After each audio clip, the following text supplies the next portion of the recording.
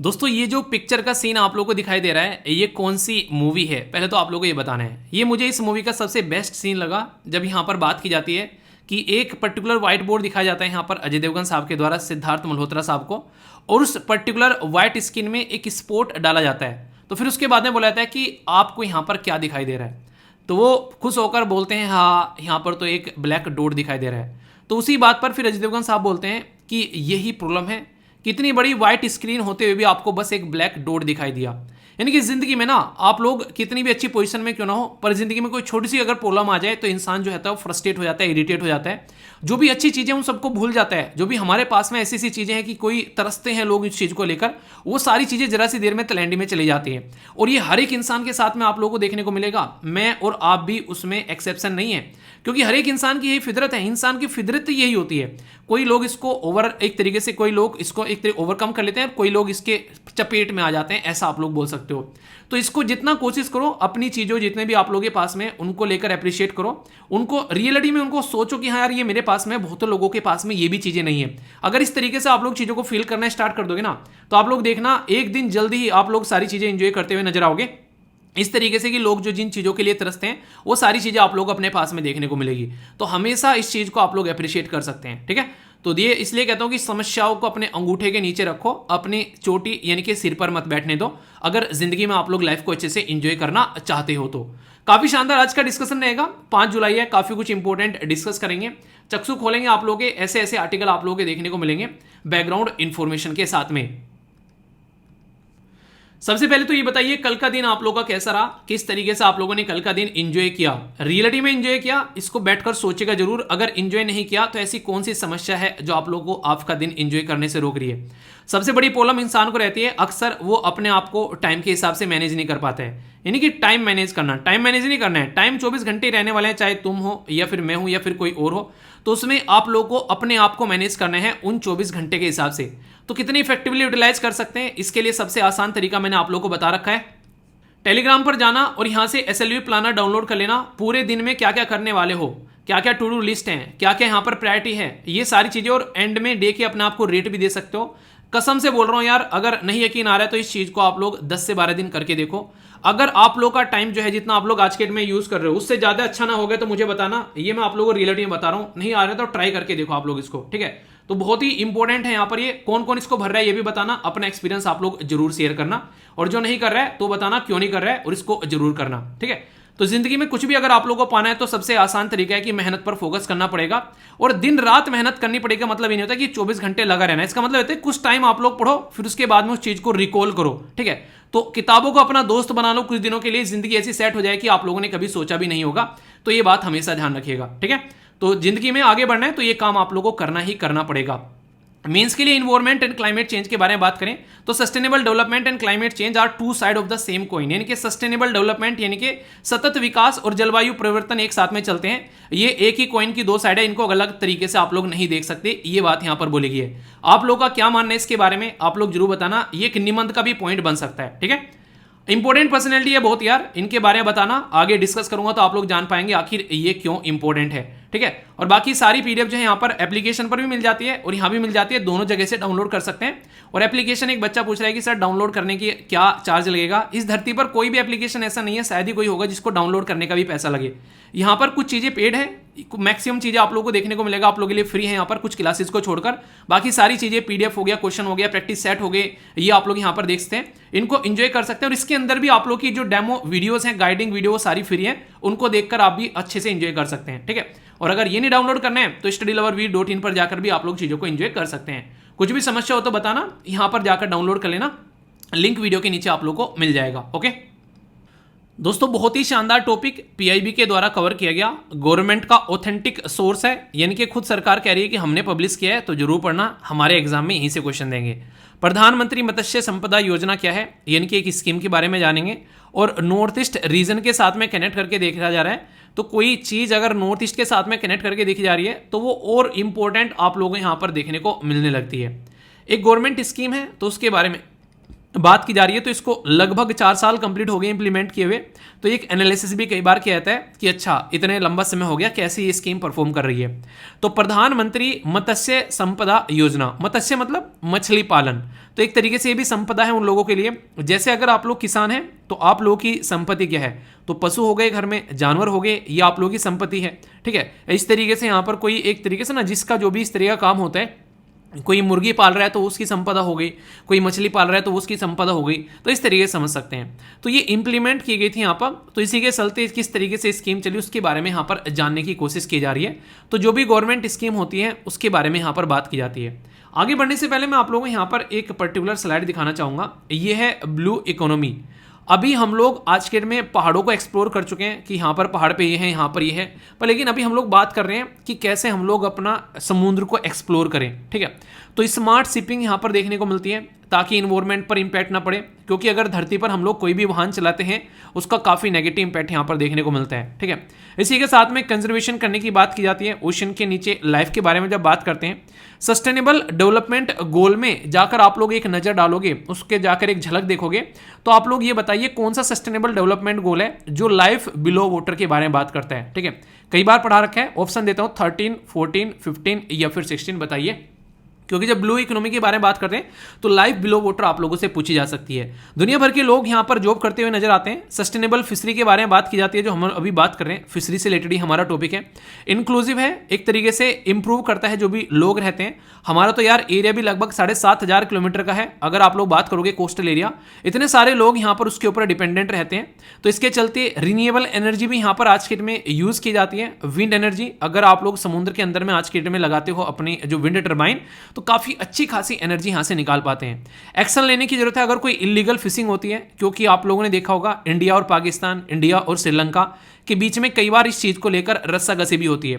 और प्रमोट करने की बात की जाती है कोस्टल एरिया में जो कम्युनिटी रहती है, क्योंकि उनके ऊपर नेगेटिव इंपैक्ट पड़ता है जैसे जैसे ओशन का लेवल बढ़ता है या फिर उसके अंदर में पोल्यूशन बढ़ता है, तो उसको पोल्यूशन को भी रोकने की कोशिश की जा रही है। तो जब शब्द ब्लू इकोनॉमी यूज किया जा रहा है तो ये सारी चीज आप लोग यहां पर इंक्लूड करके इसके बारे में लिख सकते हैं। एक अच्छा इंपॉर्टेंट आंसर भी आप लोगों यहां से बन सकता है। अभी अगर आप लोगों ने इसके अंदर बोल दिया कि सस्टेनेबल डेवलपमेंट गोल बोल दिया, तो ये बोलना कि सस्टेनेबल डेवलपमेंट गोल 14 यानी कि 14वां जो सस्टेनेबल डेवलपमेंट गोल है वो लाइफ बिलो वाटर के बारे में बात करते हैं। टोटल मिलाकर 17 सस्टेनेबल डेवलपमेंट गोल है ना, कि कैसे दुनिया में 17 प्रॉब्लम को मिटाना है, उसी के इर्द गिर्द सारी प्रॉब्लम घूमती हैं।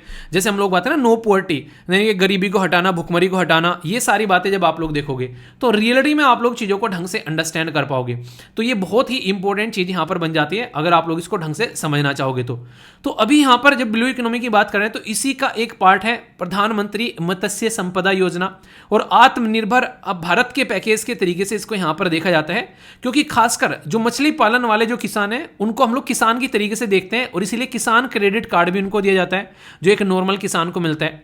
तो यहां पर ये एक ऐसी स्कीम है जिसमें आप लोगों को देखने को मिलेंगे सेपरेट 2 कंपोनेंट है, सेंट्रल सेक्टर स्कीम भी है ये और सेंट्रल स्पॉन्सर्ड स्कीम भी है। यानी कि कुछ पोर्शन इसमें ऐसा है जिसका सारा पैसा जो है वो सेंट्रल गवर्नमेंट सपोर्ट करेगी, कुछ पोर्शन ऐसा है जिसमें सेंट्रल और स्टेट गवर्नमेंट जो है वो मिलकर काम करेंगे। तो इसलिए ये एक मिक्सचर टाइप ऑफ स्कीम आप लोगों को यहाँ पर देखने को मिल जाती है। तो बड़ी ही प्यारी स्कीम है। तो ऐसी जो स्कीम होती है वो इंपॉर्टेंट होती है, खासकर जिसमें दोनों मिलकर साथ ही हाथ बटाना। ठीक है, एक अकेला थक जाए तो मिलकर बोझ उठाना। पर लेकिन वही है, कई सारे अचीवमेंट है, अभी अचीवमेंट है पर लेकिन कई सारे चैलेंज भी आप लोगों को देखने को मिलेंगे। तो अचीवमेंट और चैलेंज मैं दोनों आप लोगों को बताता हुआ चलूंगा, क्योंकि ये कई बार स्टेटमेंट देकर वनडे टाइप एग्जाम में क्वेश्चन पूछ लिया जाता है। ठीक है, जैसे कि अगर बात करें इंप्रूवमेंट काफी देखने को मिल रहा है। अभी पिछले 3-4 साल में अगर आप लोग देखोगे तो लगभग 14.3% का इंप्रूवमेंट आप लोगों को यहाँ पर साल टू साल देखने को मिल रहा है। इसकी वजह से फिशरी प्रोडक्शन हमारे ये देश के अंदर में ऑल टाइम हाई था रिसेंटली। अभी अगर बात करें 141 लाख टन 2019 में था और 161 हो गया था फिर अभी रिसेंटली अगर बात करें 2021-22 के अंदर में। तो इससे आप लोग समझिए कितना लार्ज स्केल पर हम लोग जब बेचते हैं इनको तो कितना पैसा आ सकता होगा। ठीक है, आप लोग ये बताइए इसमें सबसे ज्यादा आप लोग क्या बेचते हैं, मछली बेचते हैं या फिर कुछ और रहता है? इंटरेस्टिंग है पर सुनने वाली बात होगी, आप लोग थोड़ा हैरान भी रहोगे।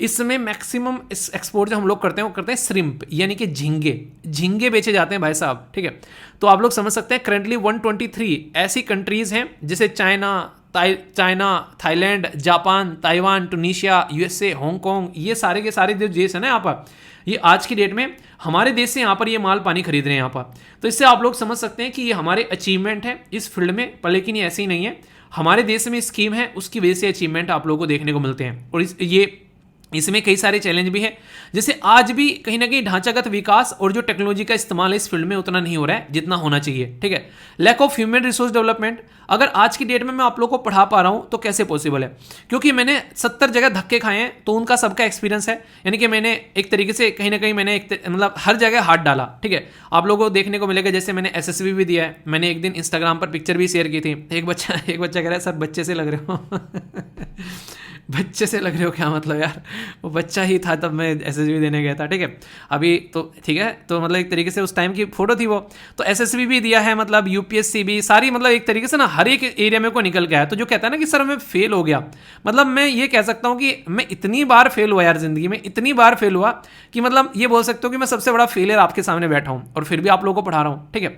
तो यानी कि फेलियर का मतलब ये नहीं होता कि आप लोग एक तरीके से चीज़ों कुछ कर नहीं पा रहे हो, फेलियर का मतलब होता है कि तुमको इतनी सारी चीज़ों की नॉलेज भी हो रही है साथ साथ में। सक्सेसफुल इंसान एक एरिया की नॉलेज देखा हुआ मिलेगा, ठीक है, कि ये सक्सेस हो गया उस एरिया की नॉलेज ले हुए है, पर लेकिन जो कुछ कर नहीं पा रहा है ना, वो पहले एक एरिया में घुसा, फिर दूसरे में घुसा, फिर तीसरे में घुसा, और ये क्यों रहता है, क्योंकि गाइडेंस नहीं मिल पाता है। तो आप लोग एक तरीके से बोल सकते हैं जो अच्छे टीचर होते हैं ना, उनको बहुत सारी नॉलेज इसलिए होती है क्योंकि आप लोग समझ सकते हैं कि किस तरीके से वो चीज़ों में से गुजर रहे होते हैं, वो आप लोग को ये बता सकते हैं कि ये चीज़ें आप लोगों को क्यों नहीं करनी है, ठीक है। जो सक्सेस होगा वो तो बताएगा क्यों आप लोगों को ये चीजें करनी है, जो अनसक्सेसफुल है वो आप लोगों को ये बताएगा ये चीजें नहीं करनी है क्योंकि इसकी वजह से दिक्कत होगी। माँ बाप आप लोगों ने देखा होगा अक्सर, माँ बाप आप लोग कहते हैं कि ये चीज मत करना, क्यों, क्योंकि उसकी वजह से उन्होंने जिंदगी में प्रॉब्लम फेस की है। सेम काम टीचर का होता है, टीचर ये कहते हैं ये काम मत करना, क्यों, क्योंकि उसकी वजह से उन्होंने प्रॉब्लम फेस की है।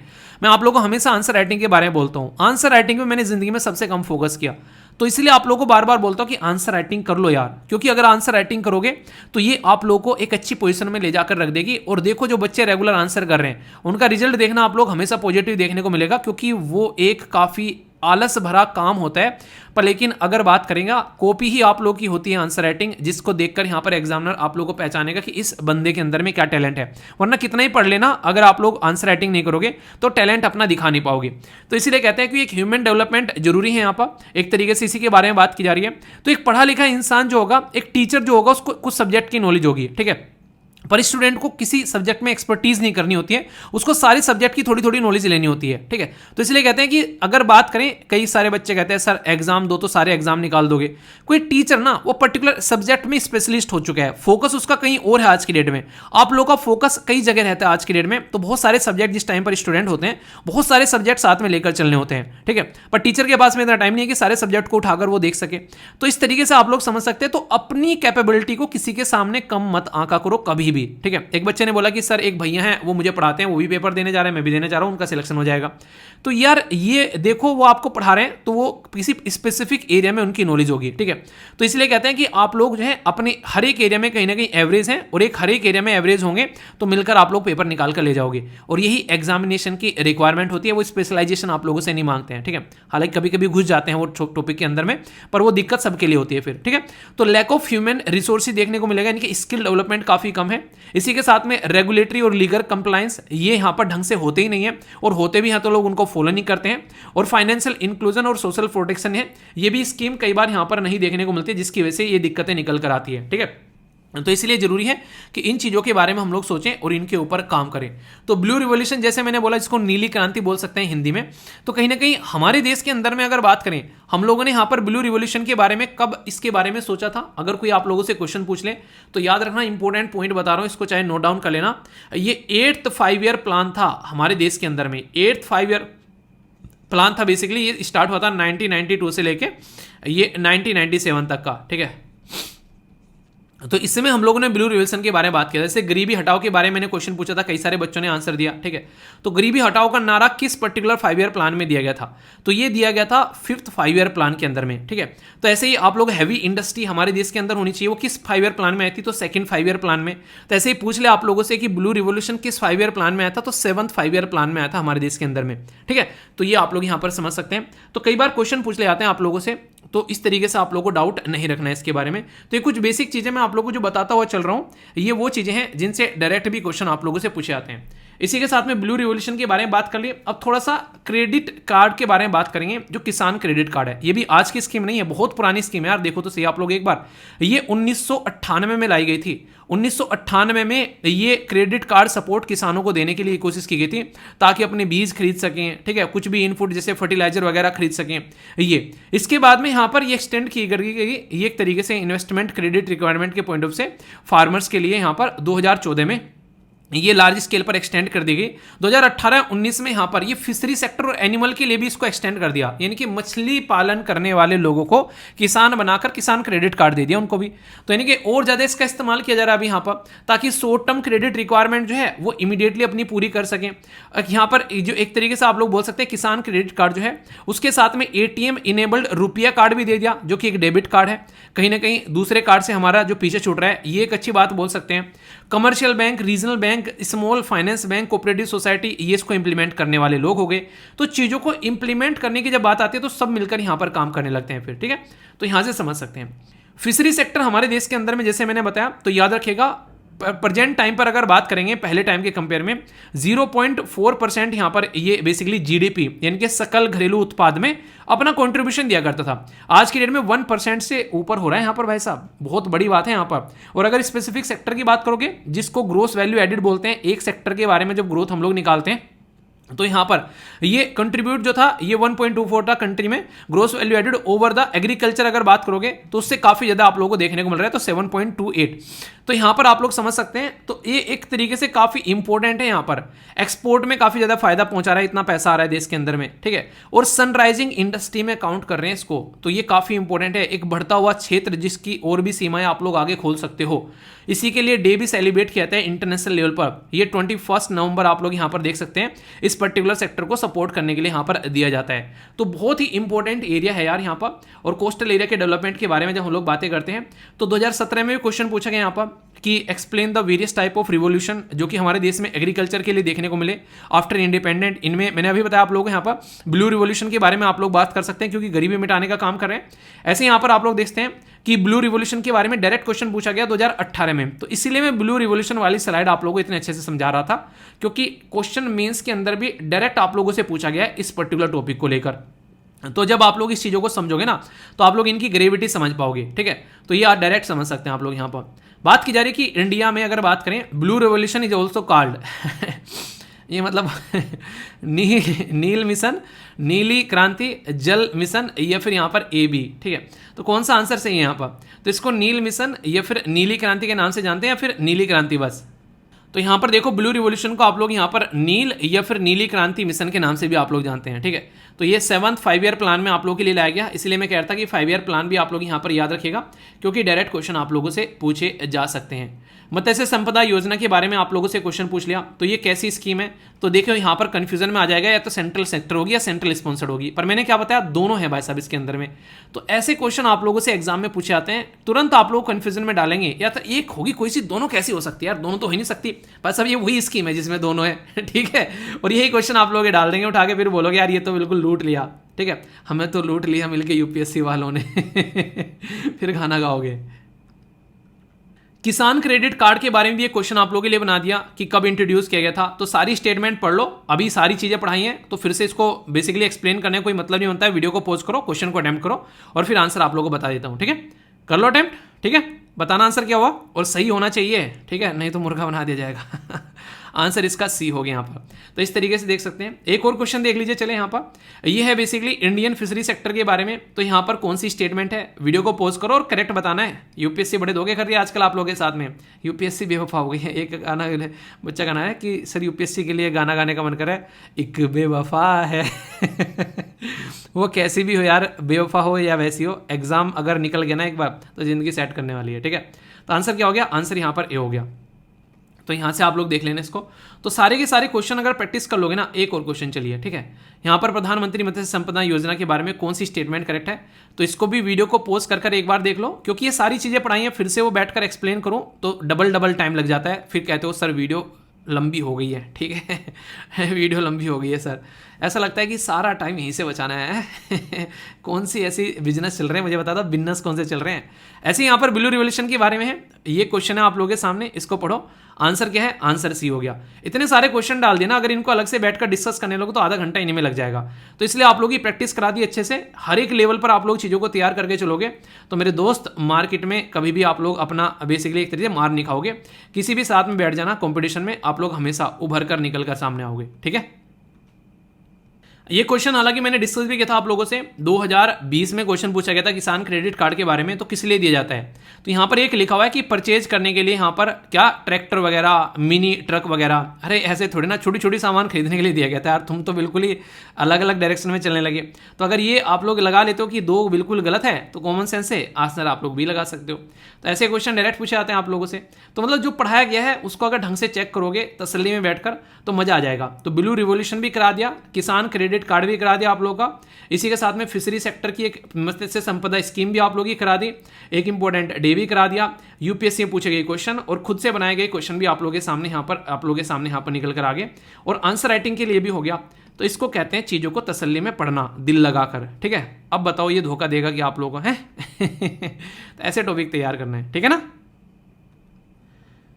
दोस्तों। इस पर्टिकुलर आर्टिकल के अंदर में कितना प्यारा कॉन्सेप्ट मैं आप लोगों को बताऊंगा जो हर जगह आप लोग इंप्लीमेंट कर सकते हैं। यानी कि आप लोग मान लीजिए किसी को खाना देना है उस पर इंप्लीमेंट कर सकते हैं, किसी को एजुकेशन देनी है उस पर इंप्लीमेंट कर सकते हैं, किसी को कोई ऐसा सामान आप लोगों को डिस्ट्रीब्यूट करना है पर्टिकुलर एरिया में, कुछ भी हो सकता है वो वहाँ पर। मान लीजिए दवाई के बारे में बात करें या फिर वैक्सीन के बारे में आप लोग बात करें, या फिर आप लोग वहाँ पर बेसिकली फर्टिलाइजर के बारे में बात करें, सब्सिडी या गैस सिलेंडर के बारे में बात करें, या मिड डे मील के बारे में आप लोग बात करें, मतलब कुछ भी ऐसी चीज़ जिसको आप लोग अगर कुछ लिखने के लिए आ जाए तो वो 3 शब्द मैं आप लोग को बताऊंगा। 3 शब्द, आई लव यू, ठीक है। ये वो 3 शब्द नहीं है। गोल्डन वर्ड वो कुछ और है जो मैं आप लोग एक्सप्लेन करने वाला हूँ इस आर्टिकल के अंदर में। वैसे आर्टिकल कुछ और है पर लेकिन वो इंपॉर्टेंट पॉइंट इसके अंदर भी आप लोगों को देखने को मिलेंगे, ठीक है। बात की जा रही है IRDAI के द्वारा, इसकी वर्किंग जो है वो 3 जो एक तरीके से अप्रोच पर चल रही है अभी फिलहाल के टाइम पर, कि 2047 तक जब हम अपने देश की 100वीं सालगिरह आज़ादी की सेलिब्रेट कर रहे होंगे, हर एक इंसान के पास में जो है वो इंश्योरेंस होना चाहिए। यानी कि इंश्योरेंस की पॉलिसी को इंप्लीमेंट करने की कोशिश यहाँ पर की जा रही है, ठीक है। तो इंश्योरेंस मतलब हिंदी में बीमा बोलते हैं, जैसे LIC नहीं, पहले लोग ये समझा करते थे इंश्योरेंस का मतलब बस LIC है, ठीक है, ज़िंदगी के साथ भी ज़िंदगी के बाद भी। पर लेकिन अब चीज़ें बदल चुकी हैं, अब लोग समझदार हो गए हैं थोड़े से, ठीक है। टॉपिक तो बड़ा बेहतरीन है यार। जीएस पेपर आप लोग 2 और जीएस पेपर 3 के अंदर में आप लोग इसको कवर कर सकते हैं। सबसे पहले तो डायरेक्ट क्वेश्चन यहाँ पर आप लोग याद रखिएगा कि IRDAI जिसको बोलते हैं इंश्योरेंस रेगुलेटरी डेवलपमेंट अथॉरिटी के चेयरमैन ने ये बोला है कि 3 अप्रोच लेकर चली जाएंगी, और ये वही 3 पॉइंट है जिसके बारे में आप लोगों से बात करा था, अवेलेबिलिटी, एक्सेसिबिलिटी और अफोर्डेबिलिटी। इसके बारे में मैं थोड़ा सा आप लोगों को एक्सप्लेन करूंगा अच्छे से ताकि आप लोग चीज़ों को समझ पाएं। तीनों के तीनों जो शब्द हैं आप लोग याद रखिएगा। पहला है अवेलेबिलिटी, अवेलेबिलिटी मतलब उपलब्धता, यानी कि वो उस एरिया में वो एक तरीके से सामान जो है वो उपलब्ध है। दूसरा जो है वो यहाँ पर पहुंचा जा रहा है एक्सेसिबिलिटी, एक्सेसिबिलिटी का मतलब है कि आप लोगों की पहुंच में है। और तीसरा बोला जा रहा है अफोर्डेबिलिटी, यानी कि आप लोग उसको खरीद सकते हैं। तीनों के तीनों जो पॉइंट है वो इतने इंपॉर्टेंट है जिसकी वो छद नहीं है। जब फूड सिक्योरिटी के बारे में आप लोग बात करते हैं, एजुकेशन के बारे में आप लोग बात करते हैं, हेल्थ के बारे में आप लोग बात करते हैं, हर जगह आप लोग इसको इंप्लीमेंट कर सकते हैं। जैसे सबसे पहला इंपॉर्टेंट पॉइंट बोला गया अवेलेबल, यानी कि अगर बात करें कहीं पर खाने के बारे में कि खाना, गेहूं, अनाज, दाना, मोटा सब वहां पर उस पर्टिकुलर एरिया में अवेलेबल होना चाहिए, यानी कि हाँ एरिया में अवेलेबल है, ठीक है।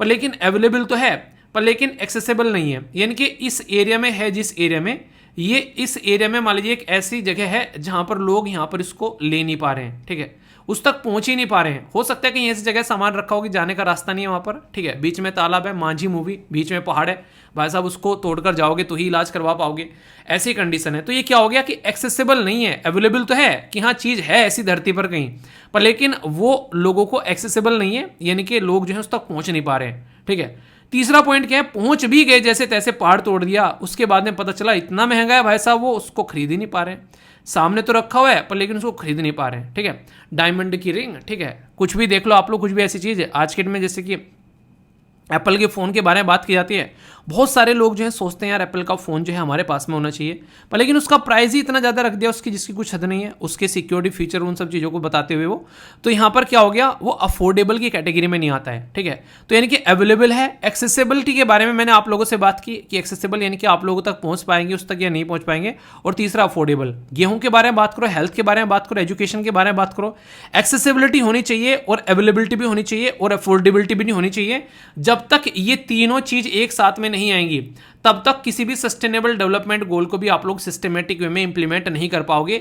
और टारगेट 2047 तक इंश्योरेंस के फील्ड में यही है कि हर एक इंसान के पास में खुद का इंश्योरेंस यहां पर होना चाहिए। ठीक है, इंश्योरेंस जो है बहुत फायदा पहुंचाता है। कई बार जो है लोग जो है चीज़ों को इग्नोर करते हैं, पर लेकिन जब दिक्कत में जाते हैं तो तब याद आता है। जैसे कि गाड़ी का इंश्योरेंस आप लोग करवा लेते हो कई बार, ठीक है, तो क्या होता है, नॉर्मली देखा जाए तो जब गाड़ी ठुकती है तो तब याद आता है वाह यार, मतलब 50-60 हज़ार रुपये, 1 लाख रुपये बच गए, वरना जरा सी देर में चूना लग जाता। ऐसे ही शरीर है, पता चला बॉडी में कैंसर निकल गया, अपना जो है इंश्योरेंस करवा रखा तो भाई सब बच गए, वरना पूरा का पूरा घर जो है वो सड़क पर आ जाता। इतना ज़्यादा पैसा लगता है कई बार इंश्योरेंस में, सॉरी इंश्योरेंस बोल रहा हूँ, कैंसर वगैरह में जब हो जाता है, बहुत ही बुरे बुरे कैंसर होते हैं, मैंने खुद ने बहुत ही करीब से देखी ये चीज़ें। तो इसलिए जरूरी है हेल्थ इंश्योरेंस यहाँ पर करवाना। ठीक है, बात करें जैसे डिजास्टर आ गया कहीं पर, आप लोगों ने देखा होगा किसानों के लिए भी जो है रिसेंटली अभी इंश्योरेंस स्टार्ट किए गए, खेत जो है वो पूरा बहा कर ले गया। ठीक है, कई बार इंजरी हो गई यहाँ पर इंसान को, कई तरीके के रिस्क होते हैं। ठीक है, ट्रैवल से रिलेटेड भी आप लोगों ने देखा होगा, आज के डेट में तो टिकट वगैरह भी होते हैं, उसमें बोलते हैं कि 1 रुपया कटवाओगे क्या इंश्योरेंस का। ठीक है तो ये सब चीज़ें अगर बात करें तो जरूरी है यहाँ पर इंश्योरेंस, इसलिए यहाँ पर ताकि चीज़ों को थोड़ा सा सहन किया जा सके जब दिक्कत आती है, वरना कंगाली में आटे गिले वाली बात होती है कि ये तो दिक्कत थी और भी दिक्कत आ गई। तो इंश्योरेंस जो रेगुलेटरी डेवलपमेंट अथॉरिटी है उसके द्वारा कई स्टेप यहाँ पर ले गए, तो यहाँ पर इसके चलते अभी 10 से 12 महीने में उसने पूरा फोकस किया कि कैसे ज़्यादा से ज़्यादा लोगों तक जो है इंश्योरेंस कवर को पहुँचाया जाए, क्योंकि लोग जो है इसमें ज़्यादा इंटरेस्ट लेते नहीं हैं।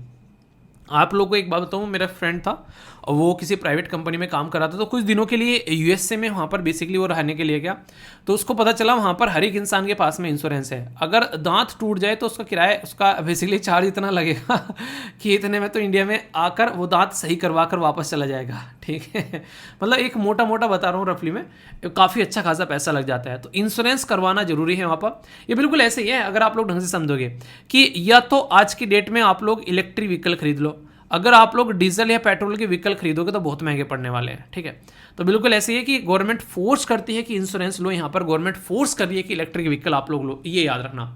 इंश्योरेंस जो है उसका पैसा जो होता है वो इकट्ठा रखा रहता है गवर्नमेंट के पास में, अलग अलग बैंक के पास में, अलग अलग कंपनीज के पास में। तो गवर्नमेंट क्यों फोर्स करती है इसको, क्योंकि उस पैसे का इस्तेमाल किया जा सकता है उनके द्वारा शानदार तरीके से किसी भी डेवलपमेंट के काम पर।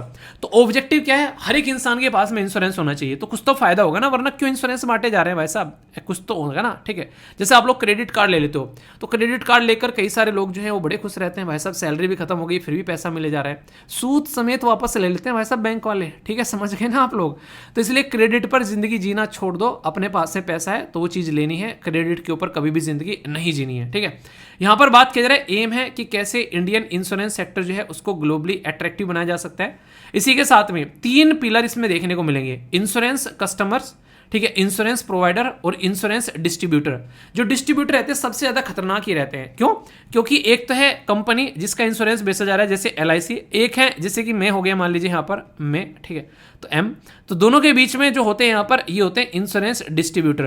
तो इनका बेचारों का इतना मेहनत का काम होता है जिसकी कुछ हद नहीं है, ये बिल्कुल सामने वाले को पहले पटाना, उसको समझाना, उसके बाद में उसको अपनी पॉलिसी बेचना, तो खतरनाक लेवल की बात है यहाँ पर ये। ठीक है, तो ये एक तरीके से अगर कोई बोल दे कि हाँ यार बहुत सही चीज़ है मैंने भी ले रखी है तो लोग ले लेंगे, पर सामने वाला अगर समझाए तो जल्दी से चीज़ें समझ में नहीं आती है।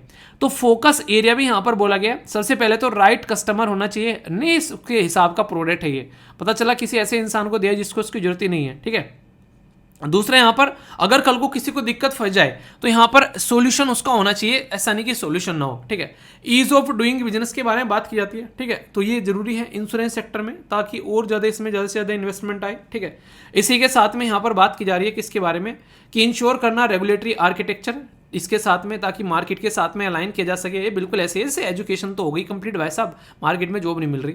जॉब तो तब मिलेगी ना जब स्किल दो सामने वाले को, स्किल तुम दे नहीं रहे हो, बोल रहे हो जॉब मिल जाए। तो स्किल डेवलपमेंट के ऊपर भी आज के डेट में कुरिज्म में और अलग अलग जगह फोकस यहाँ पर किया जा रहा है। इनोवेशन, रिसर्च एंड डेवलपमेंट करो यार इनके ऊपर, क्यों फालतू की पिद्दीगिरी करते घूम रहे हो। अब तो आप लोगों को इनोवेशन करना चाहिए। इसी के साथ में कंपटीशन और डिस्ट्रीब्यूशन जो है वो इफेक्टिव होना चाहिए। टेक्नोलॉजी का इस्तेमाल करते हुए प्रिंसिपल बेस्ड रेगुलेटरी रिजीम की ओर आप लोगों को बढ़ना चाहिए। तो सिस्टमेटिक में जब काम किया जाएगा तो सोल्यूशन भी एक अच्छा प्यारा सा निकलता आप लोगों को नजर आएगा। तो इंश्योरेंस जो है उसको 2047 तक का टारगेट ये है कि हर एक इंसान को जो है वो इंश्योरेंस जो है पहुंचाया जाए। ठीक है। पब्लिक डिस्ट्रीब्यूशन सिस्टम को अगर स्ट्रॉन्ग बनाना है तो जैम ट्रिनिटी के बारे में आप लोगों ने सुना होगा। जैम का क्या मतलब था? जनधन का अकाउंट हो गया। ठीक है, देखो आप लोगों से इसी चीज को कनेक्ट किया गया। जनधन के अकाउंट हो गया, उसके साथ में आधार कार्ड और फिर मोबाइल नंबर। जैन ट्रिनिटी के थ्रू यहाँ पर पब्लिक डिस्ट्रीब्यूशन सिस्टम को स्ट्रॉन्ग बनाने की कोशिश की गई। ऐसे ही यहाँ पर बीमा के अंदर में बीमा सुगम, बीमा विस्तार और बीमा वाहक। तो बीमा सुगम जो है एक प्लेटफॉर्म है यहाँ पर, जहाँ पर इंश्योरर और डिस्ट्रीब्यूटर जो है आपस में आते हैं और एक दूसरे से मिलकर एक दूसरे को फायदा पहुंचाते हैं। बीमा जो यहाँ पर विस्तार है, ये कॉम्प्रिहेंसिव एक बंडल है, पॉलिसी है, जिसमें हेल्थ, इसी के साथ में प्रॉपर्टी, एक्सीडेंट, कई सारी चीज़ों को कवर किया जाता है। रिस्क मैनेजमेंट की बात की जाती है। बीमा वाहक, वुमेन सेंट्रिक यहाँ पर एक ऑपरेशन चलाया गया ग्राम सभा के लेवल पर, ताकि एजुकेट किया जा सके और कन्विंस किया जा सके वुमेन को उसकी सेफ्टी के बारे में। और ये पर्टिकुलर बीमा का एक तरीके से बीमा विस्तार वाली बात है कि यहाँ पर विस्तार भी हो रहा था। ठीक है, तो ये तीन चीजें याद रखिएगा, बीमा सुगम, बीमा विस्तार और बीमा वाहक। तो ये इसकी बीमा ट्रिनिटी बोला जाता है। क्वेश्चन स्टार्टिंग से ही आप लोगों से पूछे जा सकते हैं, बड़े ही प्यारा सा क्वेश्चन। ठीक है, तो कंफ्यूजन नहीं होना चाहिए। अगर आप लोगों से कोई पूछे कि हमारे देश के अंदर में इंश्योरेंस सेक्टर की हालत कैसी है, तो आप लोग इसके बारे में लेटेस्ट डेटा जो है यहाँ पर इकोनॉमिक सर्वे का वो बोलता है कि लाइफ इंश्योरेंस जो है हमारे देश के अंदर में इंक्रीज हुआ है पिछले कुछ टाइम में। अगर बात करें 2001 से लेकर 2021 तक का, तो ये काफ़ी इंपॉर्टेंट है। जो कि 11 जो अगर देखो यहाँ पर देखो कितना ज़्यादा बढ़ गया, 11 से लेकर 91 जो यूएसडी आप लोगों को देखने को मिलेगा यहाँ पर। टोटल ग्लोबल जो यहाँ पर इंश्योरेंस जो कवर आप लोगों को यहाँ पर देखने को मिलता है वो 3.4 है। ठीक है, in real terms. Non life जो सेक्टर आप लोगों को देखने को मिलेगा वो 2.6 है। तो कहीं ना कहीं आने वाले टाइम में फास्टेस्ट ये ग्रो हो रहा है। अगर आप लोग इंटरनेशनल लेवल पर देखोगे, इंश्योरेंस जो डेवलपमेंट रेगुलेटरी अथॉरिटी है उसने बोला 3.76% था 2019-20 में।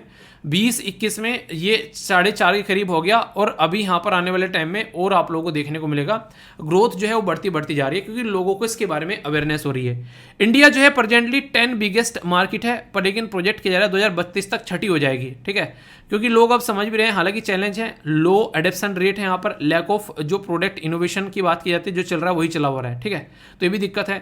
कई बार फ्रॉड देखने को मिलते हैं। टैलेंट मैनेजमेंट के बारे में बात की जा रही है, स्लो रेट डिजिटलाइजेशन और इसी के साथ में क्लेम मैनेजमेंट। ठीक है, तो ये सारे इंपॉर्टेंट पॉइंट है जो कि आप लोगों से एक तरीके से हल्का सा आइडिया रखेंगे तो कन्फ्यूजन नहीं होंगे। कम से कम जब आप लोग एग्जाम में जब आप लोग एग्जाम में बेसिकली आंसर राइटिंग कर रहे होंगे तो वहां पर भी आप लोगों के काफी इंपॉर्टेंट काम आ सकता है। ठीक है,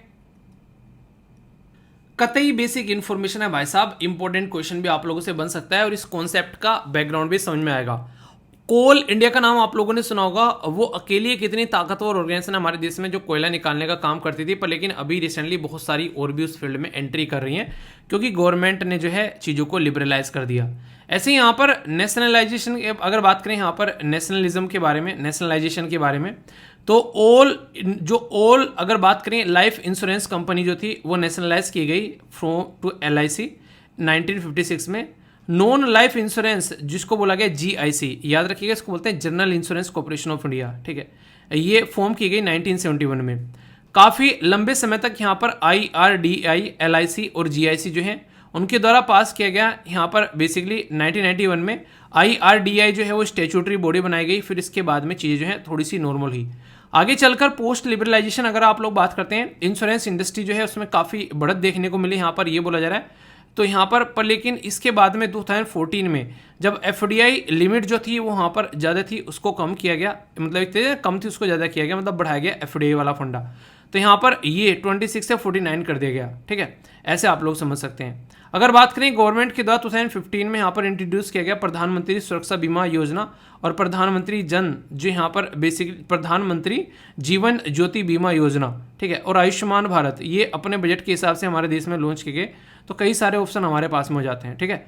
तो अभी आज की डेट में ये है, आने वाले टाइम में हो सकता है कि जहाँ पर ये चीज़ें टफ लग रही थी, कल को उसी जो है बेसिकली टेबल पर बैठकर आप लोग उन चीज़ों को एंजॉय करते हुए नजर आओ, ठीक है।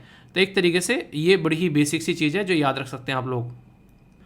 तो टारगेट तो समझ में आ गया। टारगेट क्या है कि बीमा का विस्तार करना है और यहाँ पर मोनोपोली खत्म करने की बात की गई थी। यहाँ पर 2 कंपनी की मोनोपोली करती थी, LIC और GIC की।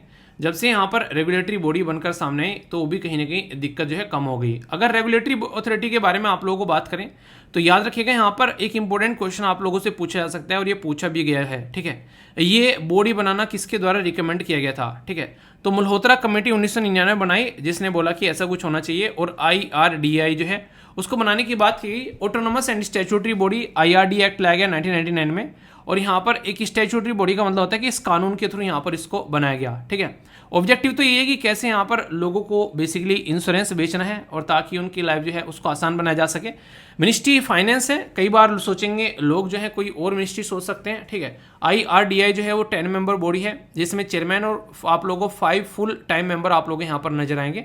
तो ये बेसिक चीज़ें हैं। इंश्योरेंस एक्ट 1938 का फिर बाद में यहाँ पर इसको चेंज किया गया और इंश्योरेंस एक्ट 1999 का यहाँ पर बनाया गया, ठीक है। तो जो भी बेसिक चीज़ें हैं वो आप लोगों को यहाँ पर बता दी और यहाँ से क्वेश्चन बनता है, ये अभी आप लोगों को मैं दिखा भी दूंगा, ठीक है। सबसे पहले आसान सा क्वेश्चन, कौन सी कमेटी है जिसके द्वारा रिकमेंड किया गया यहाँ पर IRDAI, ठीक है। तो यहाँ पर ये याद रखिएगा, आप लोगों से क्वेश्चन पूछा सकते हैं। यहाँ पर पहला यहाँ पर ये बात की जा रही है PN मेहरोत्रा, ठीक है। PN मेहरोत्रा कमेटी हो गई। नेक्स्ट है गडगिल कमेटी, यहाँ पर बात की जा रही है मल्होत्रा कमेटी और यहाँ पर आप लोगों को राजमन्नार समिति या फिर कमेटी आप लोग बोल सकते हैं, ठीक है। तो आंसर क्या हो गया, आंसर अभी आप लोग को बताएं, यहाँ पर कोई कंफ्यूजन नहीं होना चाहिए। तो मल्होत्रा भाई साहब जो हैं उनकी वजह से यहाँ पर चीज़ें जो हैं वो आप लोगों को यहाँ पर सुधरती हुई नजर आई, ठीक है। तो ये क्या हो गया, दोनों में कंफ्यूज मत होना, ठीक है। पहले वाला तो जाए था मेहरोत्रा, ठीक है, मेहरोत्र, और नेक्स्ट यहाँ पर जो आंसर है वो आप लोगों को मल्होत्रा देखने को मिलेगा, ठीक है। तो कुछ भी तरीके से आप लोग को याद रखना है, कंफ्यूज आना नहीं है। नेक्स्ट यहाँ पर IRDAI के एक्ट है 1999 का, बोला गया कि marine insurance act 1963, life insurance act corporation 1965, life insurance act 1939 और पब्लिक लायबिलिटी इंश्योरेंस एक्ट 1981, ठीक है। तो यहाँ पर इससे पहले कौन सा था ये आप लोगों को बताना है। तो ये भी आप लोगों को पढ़ाया था कि लाइफ इंश्योरेंस जो एक्ट है 1938 का वो हुआ करता था, फिर चेंज कर अभी आप लोगों के सामने ये है। तो डायरेक्ट स्टेटमेंट है आप लोगों के एग्जाम के पॉइंट ऑफ व्यू से, जो कि क्वेश्चन आप लोगों से पूछा जा सकता है, ठीक है। नेक्स्ट यहाँ पर बात की जा रही है IRDAI के विजन 2047 का। रोबोस्ट ग्रीवेंस रिड्रेसल मैकेनिज्म होनी चाहिए। अगर ऐसी पॉजिटिव स्टेटमेंट रहती है ना, अक्सर सारी सही रहती हैं, ठीक है। तो अच्छी अच्छी बातें जब लिख रखी हो तो आंसर क्या हो गया, आंसर यहाँ पर D हो गया, ठीक है। तो देख भी सकते हैं आप लोग, सारी की सारी स्टेटमेंट जो है करेक्ट है। बाकी एक क्वेश्चन आंसर राइटिंग के लिए अगर आप लोगों को दिया जाए तो बताइएगा आंसर लिखकर। हेल्थ इंश्योरेंस जो है इंडिया के अंदर में मेन एलिमेंट है इनटू द जो ऑपरेशन ऑफ द एक तरीके से of the Indian economy through एक तरीके से थ्रू आउट द वर्ल्ड। ये कमेंट का जो बेसिकली आप लोगों को एनालिसिस करना है, ठीक है। तो ये कमेंट है एक तरीके से, मतलब पेपर है, इसका एक क्वेश्चन का एनालिसिस आप लोग करना है जो पढ़ाया गया उसके बेस पर। तो देखता हूँ कौन सी आंसर देगा। डाउट हो तो पूछ लेना, पर ट्राई जरूर करना, ठीक है। कोई भी माँ के पेट से सीख के नहीं आता, तो ट्राई करना धर्म है हमारा, ठीक है। तो ये बताना कौन आंसर देगा अच्छे से। दोस्तों ये एक ऐसा आर्टिकल है, अगर किसी चीज़ को आप लोग शिद्दत से चाहो तो पूरी कहना तो उसको आपसे जुटाने में मिलाने में जुट जाती है। ऐसी चीज़ आप लोगों को यहाँ पर देखने को मिलेगी। अभी यहाँ पर हम लोग जो बात करेंगे, यहाँ पर बात करेंगे किसके बारे में, जापान के बारे में। जापान कुछ दिनों पहले यहाँ पर इस चीज़ को लेकर काफ़ी चिंतित था कि यहाँ पर इसके पास में जो पानी रखा हुआ है उसके अंदर न्यूक्लियर वेस्ट है और काफ़ी लंबे समय से यहाँ पर ये रखा हुआ है। इसको समुद्र के अंदर में कैसे छोड़ा जाए और छोड़ा जाए तो इससे क्या क्या नुकसान हो सकते हैं, तो इसको किस तरीके से न्यूट्रलाइज किया जाए। तो इसके इंस्पेक्शन की फाइनल सेफ्टी इंस्पेक्शन जो है वो अभी बिगन हो रही है, यानी कि इसके बाद में डिसाइड किया जाएगा इस पानी को कैसे लेकर चलना है, छोड़ना है या फिर नहीं छोड़ना है। तो इंडियन एक्सप्रेस के साथ में तो आप लोगों को देखने को मिलेगा, द हिंदू के अंदर भी ये आर्टिकल डिस्कस किया गया था कि जापान जो है उसका डिसीजन जो है अभी यहाँ पर जो वेस्ट वाटर है फुकुशिमा जो डिजास्टर होता है उसको ओशन में छोड़ने जा रहा है, उसी की फाइनल स्टेज अभी यहाँ पर देखने को मिल रही है। तो तसल्ली में डिस्कस करेंगे काफ़ी सारी बातें बैकग्राउंड इन्फॉर्मेशन के साथ में, ताकि सारी चीज़ें जो हैं आप लोग इंपॉर्टेंट तरीके से समझ पाओ और कई सारी चीज़ों का रिवीजन भी आप लोगों का यहाँ पर हो जाएगा। ठीक है, एक तरीके से बेसिक इन्फॉर्मेशन आप लोगों को मिल जाएगी, रिवीजन भी आप लोगों को यहाँ पर हो जाएगा सारा, ताकि एक एक पॉइंट जो है वो आप लोग समझ जाओ। तो कोई भी डाउट होगा तो पूछना, फिर उसको दूर किया जाएगा। ठीक है, वैसे जापान के 4 आइलैंड है, उनका नाम आप लोगों को बताना है ऊपर से लेके नीचे तक, यानी कि नॉर्थ से लेके साउथ तक। मैं बेस्ड क्वेश्चन काफ़ी इंपॉर्टेंट है, देखता हूँ कौन सही आंसर देता है। दोस्तों ये जो आर्टिकल है ये है हमारे प्यारे दोस्त जापान के बारे में। अगर आप लोगों ने कई बार ऐसी लाइफ में सिचुएशन फील की हो कि यार एक साइड में कुआं है और दूसरी साइड में खाई, तो जाए कहाँ, ऐसी ही सिचुएशन यहाँ पर रिसेंटली अभी जापान के साथ में देखने को मिली। किस पर्टिकुलर मुद्दे पर ये सिचुएशन देखने को मिली वो मैं आप लोगों से डिटेल में बातें करूंगा। ये एक ऐसा टॉपिक है जो कि हर एक न्यूज़पेपर के द्वारा कवर किया गया। यहाँ पर द हिंदू न्यूज़पेपर लिखा हुआ है, तो द हिंदू के द्वारा भी ये काफ़ी अच्छे से आर्टिकल कवर किया गया। जीएस पेपर 3 डिजास्टर मैनेजमेंट वाले टॉपिक से आप लोग इसको कनेक्ट करके देख सकते हैं। पहले मैं मुद्दा आप लोगों को समझाता हूँ, मुद्दा कहाँ कैसा है, फिर हम लोग चीज़ों को अंडरस्टैंड कर पाएंगे। बात है 2011 की। 2011 का वो एक ऐसा काला दिन जो कि जापान की हिस्ट्री में याद किया जाता है, तो जापान के जो लोग हैं उनकी रूह कांप जाती है। ये है फुकुशिमा न्यूक्लियर एक्सीडेंट। आप लोगों ने सुना होगा कि अगर भूकंप आ जाए तो हमारी जो मेट्रो सिस्टम बनी हुई है बेसिकली देश के अंदर में, वो लगभग 8 से 8.5 तीव्रता का भूकंप जो है वो झेल सकती है। पर लेकिन सोचो जब वो भूकंप जो है वो 9 कैटेगरी में पहुंच जाए तो कैसा होगा। तो ऐसा ही कुछ होता है यहाँ पर फुकुशिमा जो न्यूक्लियर एक्सीडेंट के साथ में यहाँ पर 9 की तीव्रता का जो भूकंप देखने को मिला था, उसकी वजह से जो इनका न्यूक्लियर पावर प्लांट था उसके अंदर में बहुत सारे जो हैं एक तरीके से डिजास्टर देखने को मिले। आप लोगों ने ये तो चीज़ें पढ़ी होंगी बेसिकली कि जो न्यूक्लियर जो एक तरीके से तत्व होता है वो काफ़ी ज़्यादा खतरनाक होता है अगर वो पानी में मिल जाए। आप लोगों ने कई बार सुना ना कि पानी जो है वो पोल्यूटेड हो गया काफ़ी लार्ज स्केल पर, उसके अंदर में कुछ ऐसे यूरेनियम जैसे या फिर कुछ दूसरे ऐसे मटेरियल भी देखने को मिल रहे हैं। तो यहाँ से पता चलता है कि वो अगर बॉडी के अंदर जाए तो कितना ज़्यादा बॉडी को बर्बाद कर सकता है। तो यहाँ पर जब ये सिस्टम जो है ब्रेक हुआ पाकिस्तान के अंदर में, तो पाकिस्तान के अंदर में ये सारा जो पानी आया उस टाइम पर सुनामी आ गई उस पर्टिकुलर भूकंप की वजह से, और पूरा का पूरा ये जो सिस्टम है ये कहीं ना कहीं क्रैश हो गया। इसके अंदर में बहुत सारा पानी भी यहाँ पर एंटर किया, तो उसकी वजह से बहुत सारी चीज़ें और देखने को मिली।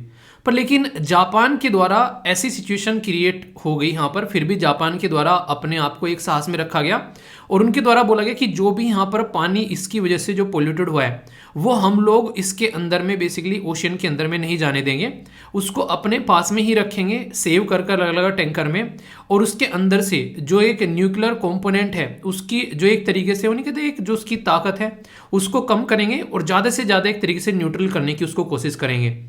तो यहाँ पर इनके द्वारा ये एक्सपेक्टेशन लगाई जा रही थी कि आराम से यहाँ पर इसको कंट्रोल किया जाएगा। पर लेकिन पानी कितना है 1.25 मिलियन टन, तो ये इतना वेस्ट वाटर है जो कि इस न्यूक्लियर पावर प्लांट से निकल कर आया, और इस प्रोजेक्ट के अंदर में लगभग 76 बिलियन, ठीक है, बोला जा रहा है कि यहाँ पर एक तरीके से इसके लिए पैसे दिए गए यहाँ पर तब से लेकर अब तक यहाँ पर जो यहाँ पर एक तरीके से इसको पर्टिकुलर सिस्टम को कंट्रोल करने के लिए।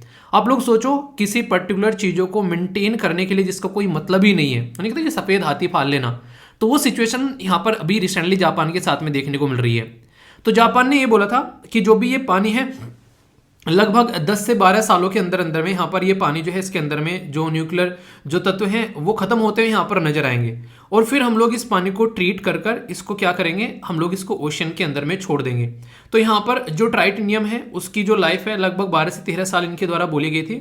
तो जापान ने बोला उसके साथ में हम लोग फिर इसको छोड़ दें क्योंकि इससे ज़्यादा हम लोग इसको इकट्ठा करके अपने पास में नहीं रख सकते।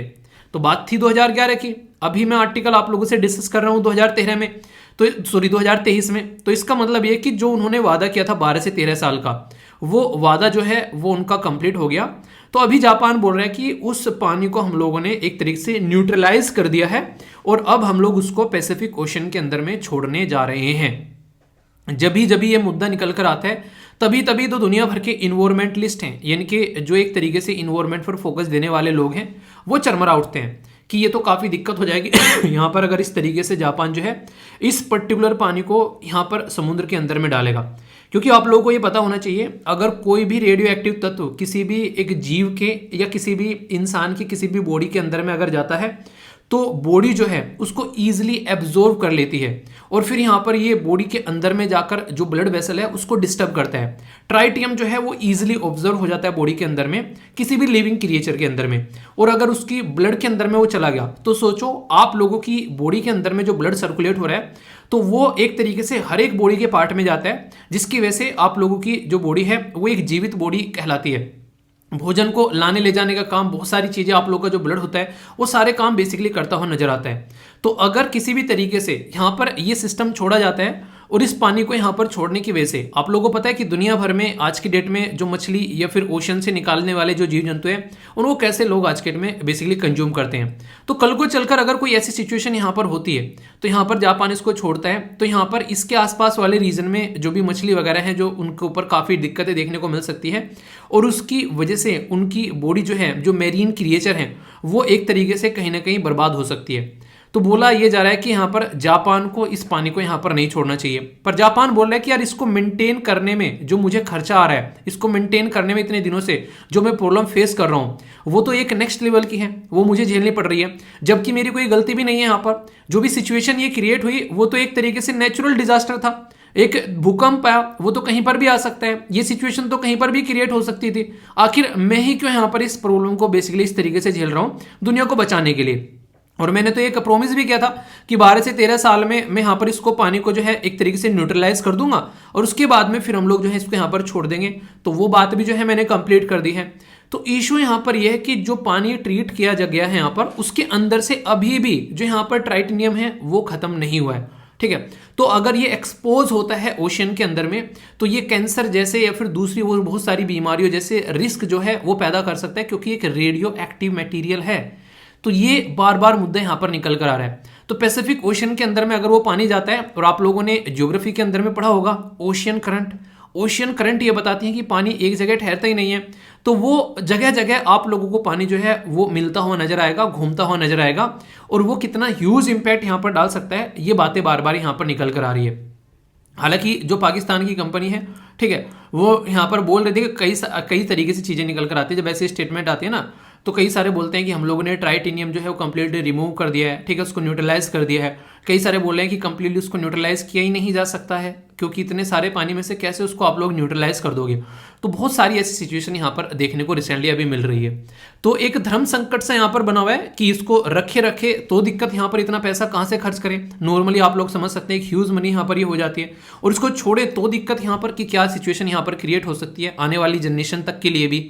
इसीलिए मैंने जो शब्द यूज किया था कि एक साइड में कुआं तो दूसरी साइड में खाई। तो यहाँ पर जापान की जो टोक्यो इलेक्ट्रिक कंपनी है उसको ये काम दिया गया, पर लेकिन ये पॉसिबल नहीं है कि कंप्लीटली रिमूव किया जाए। अब बॉडी के अंदर में जाएगा कोई भी ऐसा प्रोडक्ट तो क्या क्या इंपैक्ट डाल सकता है, ये सिचुएशन आप लोग यहाँ पर समझ सकते हैं।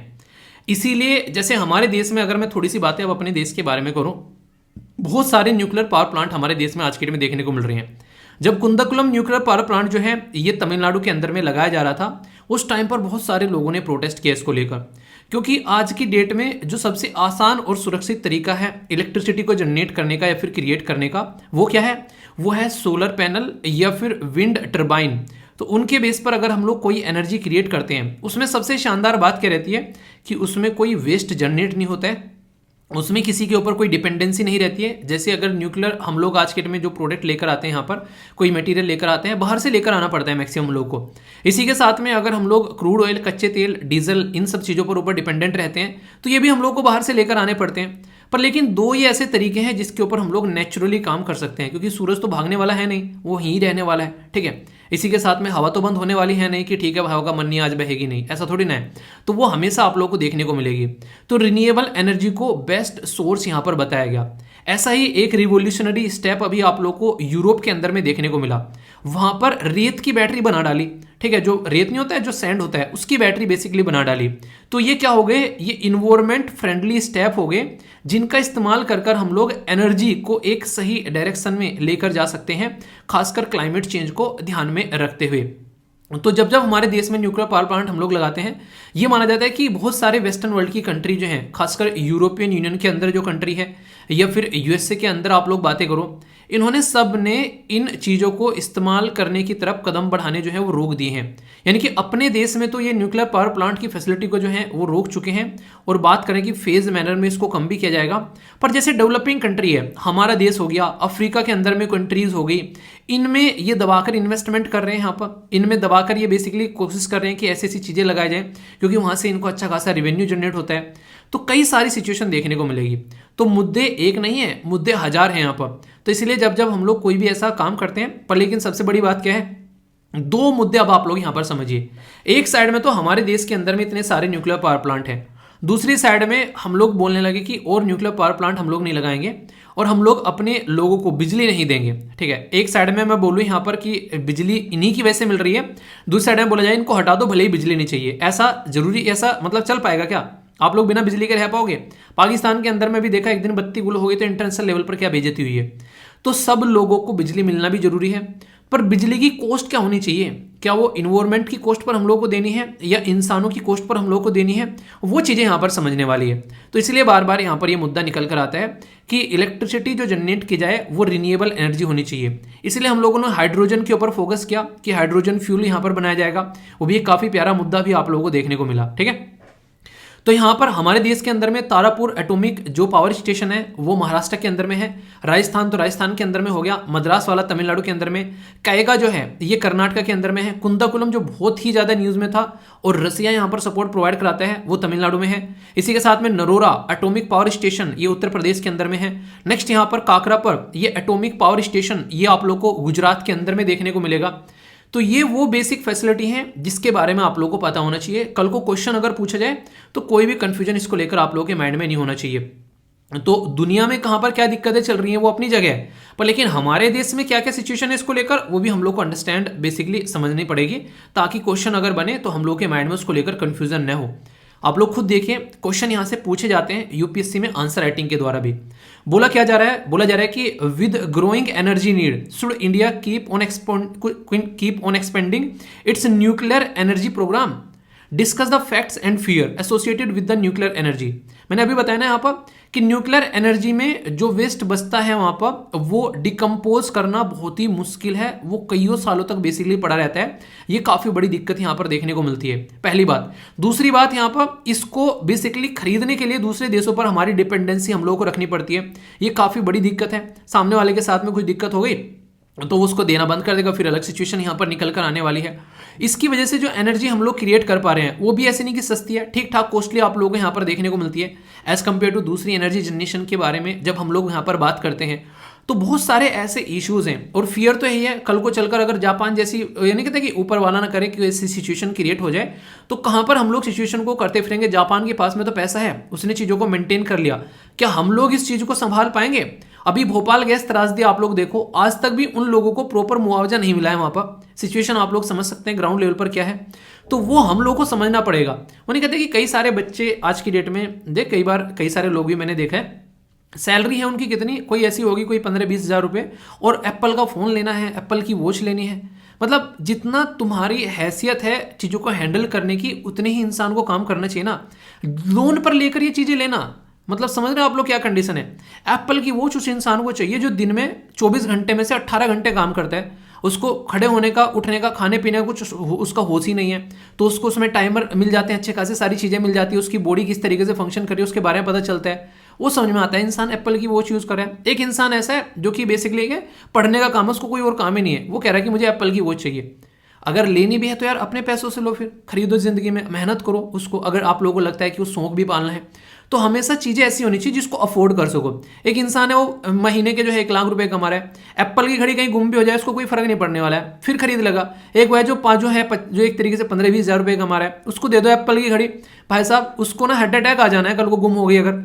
तो इसीलिए कहते हैं कि कोई भी शौक पालो तो ऐसे पालो कि आप लोग उसको हैंडल कर सको, और वो भी उधारी में नहीं, अपनी जो सिचुएशन के हिसाब से। तो ये चीज़ें आप लोग समझ सकते हैं। तो कल को अगर हमारे देश में कोई ऐसा डिजास्टर हो जाता है तो क्या हम लोग उसको मैनेज कर पाते हैं? तो ये वाला मुद्दा भी यहाँ पर देखने को मिल रहा है। आप लोग ही क्या रहे हैं इसमें आप लोग जरूर बताएगा। बाकी क्वेश्चन है बड़ा ही प्यारा, यूपीएससी ने खुद स्वयं यूपीएससी ने 2011 में क्वेश्चन यहाँ पर पूछा। बोला कि function of the heavy water in the nuclear reactor क्या है, ये आप लोगों को बताना है। ऑप्शन पढ़ो वीडियो को पॉज करके और फिर आप लोग इसका आंसर दो। देखता हूं कौन कौन सही आंसर देता है। देखिए एक बार ना आप लोग खुद से ट्राई कर लिया करो। कोई भी क्वेश्चन मैं डिस्कस करता हूँ ना, चाहे यहाँ पर कोई क्वेश्चन डिस्कस करता हूँ या फिर क्वेश्चन वाली वीडियो जब आती है उसमें कोई क्वेश्चन डिस्कस करता हूँ, तो इससे क्या रहेगा ना, आप लोग खुद से क्वेश्चन अगर एक बार पढ़ लोगे ना तो फिर आप लोग जो है जब आंसर बताऊंगा एक तो उसको ढंग से आप लोग समझ पाओगे, पहली बात। दूसरी बात सबसे इंपॉर्टेंट क्या है, अगर आप लोगों ने उसको गलत कर दिया तो अच्छी बात होगी कि आप लोगों ने गलत कर दिया, अब और अच्छे से समझोगे और एग्जाम में गलत नहीं करोगे, ठीक है। तो सबसे पहले हैवी वाटर तो स्लो डाउन करता है स्पीड ऑफ द न्यूट्रॉन्स, पहली स्टेटमेंट बोला गया है। इंक्रीज करता है स्पीड ऑफ द न्यूट्रॉन। देखिए जहां भी तो ऐसी स्टेटमेंट हो ना एक अपोजिट दूसरी के, तो अक्सर आप लोग को आंसर उसी में से देखने को मिल जाता है। कूल डाउन करना है रिएक्टर, स्टॉप करता है न्यूक्लियर रिएक्शन, ठीक है, स्टॉप करता है न्यूक्लियर रिएक्शन। तो यहां पर ये दो बिल्कुल सिमिलर टाइप में देख रही है, एक बढ़ता है एक घटता है, तो इसी में से कौन सा होगा। तो यहां पर कहीं ना कहीं अगर आप लोगों को बेसिक थ्योरी पता है कि उसको कंट्रोल करने की कोशिश की जाती है, तो स्पीड को स्लो डाउन करता है यहां पर जो हैवी वाटर रहता है। और हैवी वाटर का फॉर्मूला आप लोगों को पता ही है, वो क्या होता है D2O, ठीक है। तो ये आप लोग याद रखिएगा, कंफ्यूजन नहीं होना चाहिए। कई बार जैसे कि इंसान ना कई बार चीजें पढ़ता होते होते भी समझता कुछ और बोल कुछ देता है, तो वो चीजें भी आप लोगों को यहाँ पर देखने को मिलती है। तो इसलिए कहता हूँ यहाँ पर चीजों को अगर ढंग से आप लोग पढ़ोगे तो फिर सिचुएशन को जो है आप लोग एग्जाम में हैंडल कर पाओगे। और कहते हैं ना कि इंसान जो है कि यार वो चीज एक तरीके से वो कॉमन सेंस यूज करके चला गया वहां पर, इस तरीके से काम कर लिया उसने, ठीक है। तो कॉमन सेंस भी तभी यूज होती है जब आप लोग की बेसिक इंफॉर्मेशन अच्छी डेवलप होगी, ठीक है। आगे बात करते हैं, बात की जा रही है फुकुशिमा न्यूक्लियर पावर प्लांट जो है वो सिचुएटेड है विच आइलैंड के ऊपर। ये काफी इंटरेस्टिंग क्वेश्चन बन जाएगा क्योंकि इतना ज्यादा न्यूज में है, तो डायरेक्ट क्वेश्चन आप लोगों से पूछा जा सकता है। तो पहला है यहाँ पर होक्काइडो, नेक्स्ट है यहाँ पर होन्शु, नेक्स्ट है यहाँ पर शिकाकू और नेक्स्ट है यहाँ पर क्यून्सु, ठीक है। तो सही आंसर क्या होगा यहाँ पर, ये आप लोगों को बताना है। सही आंसर क्या है, मैं लोकेशन ही आप लोगों को दिखा देता हूँ। वैसे आंसर है यहाँ पर होन्सो, ये आप लोगों को देखने को मिलेगा एग्जैक्ट, आप लोग इसकी लोकेशन जो आप लोग यहाँ पर देखोगे, ठीक है। तो ये देख सकते हैं यहाँ पर, ये होन्सु है। 4 आइलैंड आप लोगों को जापान के देखने को मिलते हैं जो मेजर आइलैंड है, तो उनसे रिलेटेड क्वेश्चन आप लोगों से पूछा जा सकता है, ठीक है। तो ये था आप लोगों का सेकंड क्वेश्चन। एक और क्वेश्चन प्रैक्टिस कर लेते हैं, प्यारा सा है, ये डायरेक्ट मैच करने के लिए आ जाता है और स्टेट पीसीएस के अंदर तो बड़ा ही फेवरेट टॉपिक ये बन जाता है। कैगा जो है बात की जा रही है, जो जनरेशन स्टेशन है वो तमिलनाडु के अंदर में है, नरोरा यूपी के अंदर में है। ये नेक्स्ट यहाँ पर काकरापार, ये आप लोगों को कहाँ पर, ये जो गुजरात के अंदर में है। तारापुर एटॉमिक स्टेशन ये महाराष्ट्र के अंदर में है। तो करेक्टली मैच आप लोगों को करना है कि कौन सा सही है और कौन सा गलत है, ये बताना है। तो ओनली 1 पेयर सही है, ओनली इसमें 2 पेयर सही है, ओनली इसमें 3 पेयर सही है, या फिर all of the above pair सही है। तो ए बी सी या फिर डी में सही आंसर क्या है, ये आप लोग बताइए। कर लिया अटेम्प्ट, सही आंसर है यहाँ पर सी। तो जो कैगा है यहाँ पर ये कर्नाटक के अंदर है, मैंने डिस्कस किया था, बाकी सारे के सारे सही आंसर है यहाँ पर, ठीक है। बहुत ही बेसिक सा क्वेश्चन है, एग्जाम में पूछा जा सकता है, तो कंफ्यूजन नहीं होना चाहिए। और बाकी ये हो गया आंसर राइटिंग के लिए क्वेश्चन आप लोगों को इस टॉपिक से। तो पूरा का पूरा टॉपिक जो है वो अब आप लोगों के माइंड में क्लियर हो गया है, ठीक है। तो ये था कंप्लीट टॉपिक। अगर कोई भी कंफ्यूजन हो तो बताना, बाकी फीडबैक देना जैसा भी लगा टॉपिक।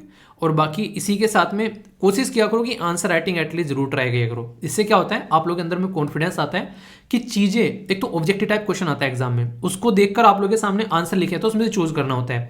पर जब आंसर राइटिंग करते हो ना, वहां पर आप लोगों के सामने कुछ होता नहीं है, एक ब्लैंक पेज होता है और एक क्वेश्चन लिखा रहता है, सारी चीजें खुद से रिकॉल करके लिखनी होती है। इसीलिए आंसर राइटिंग जो है सबसे खतरनाक माना जाता है, ठीक है। एक तो सामने क्वेश्चन के ऑप्शन रखे, उनमें से चूज करके बताना कि भाई ये आंसर होगा। एक है कि सारा अपने आप वहां पर एक तरीके से कॉपी के ऊपर राइटिंग करनी है, सारी दिमाग में से निकालनी है। तो ये बिना प्रैक्टिस के नहीं होगा, तो इसको प्रैक्टिस जरूर करते रहना है। कंफ्यूजन हो तो पूछ लेना, बाकी अच्छे से एंजॉय करते रहिए। ओके दोस्तों, ये काफ़ी इंपॉर्टेंट न्यूज़ है। यहाँ पर पर्सन इन न्यूज़ में भी आप लोगों से पूछी जा सकती है, और एक पर्टिकुलर पोस्ट भी आप लोगों से डिस्कस करूंगा।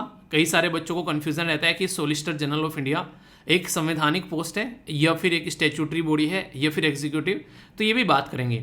अभी न्यूज़ में क्यों है, न्यूज़ में इसलिए कि तुषार मेहता जो है ये इनको रीअपॉइंट किया गया सोलिसिटर जनरल ऑफ इंडिया। तो पॉलिटी की न्यूज़ के साथ भी आप लोग इसको देख सकते हैं कि ये पॉलिटी की न्यूज़ है, और पर्सन इन न्यूज़ में भी आप लोग इसको काउंट कर सकते हैं।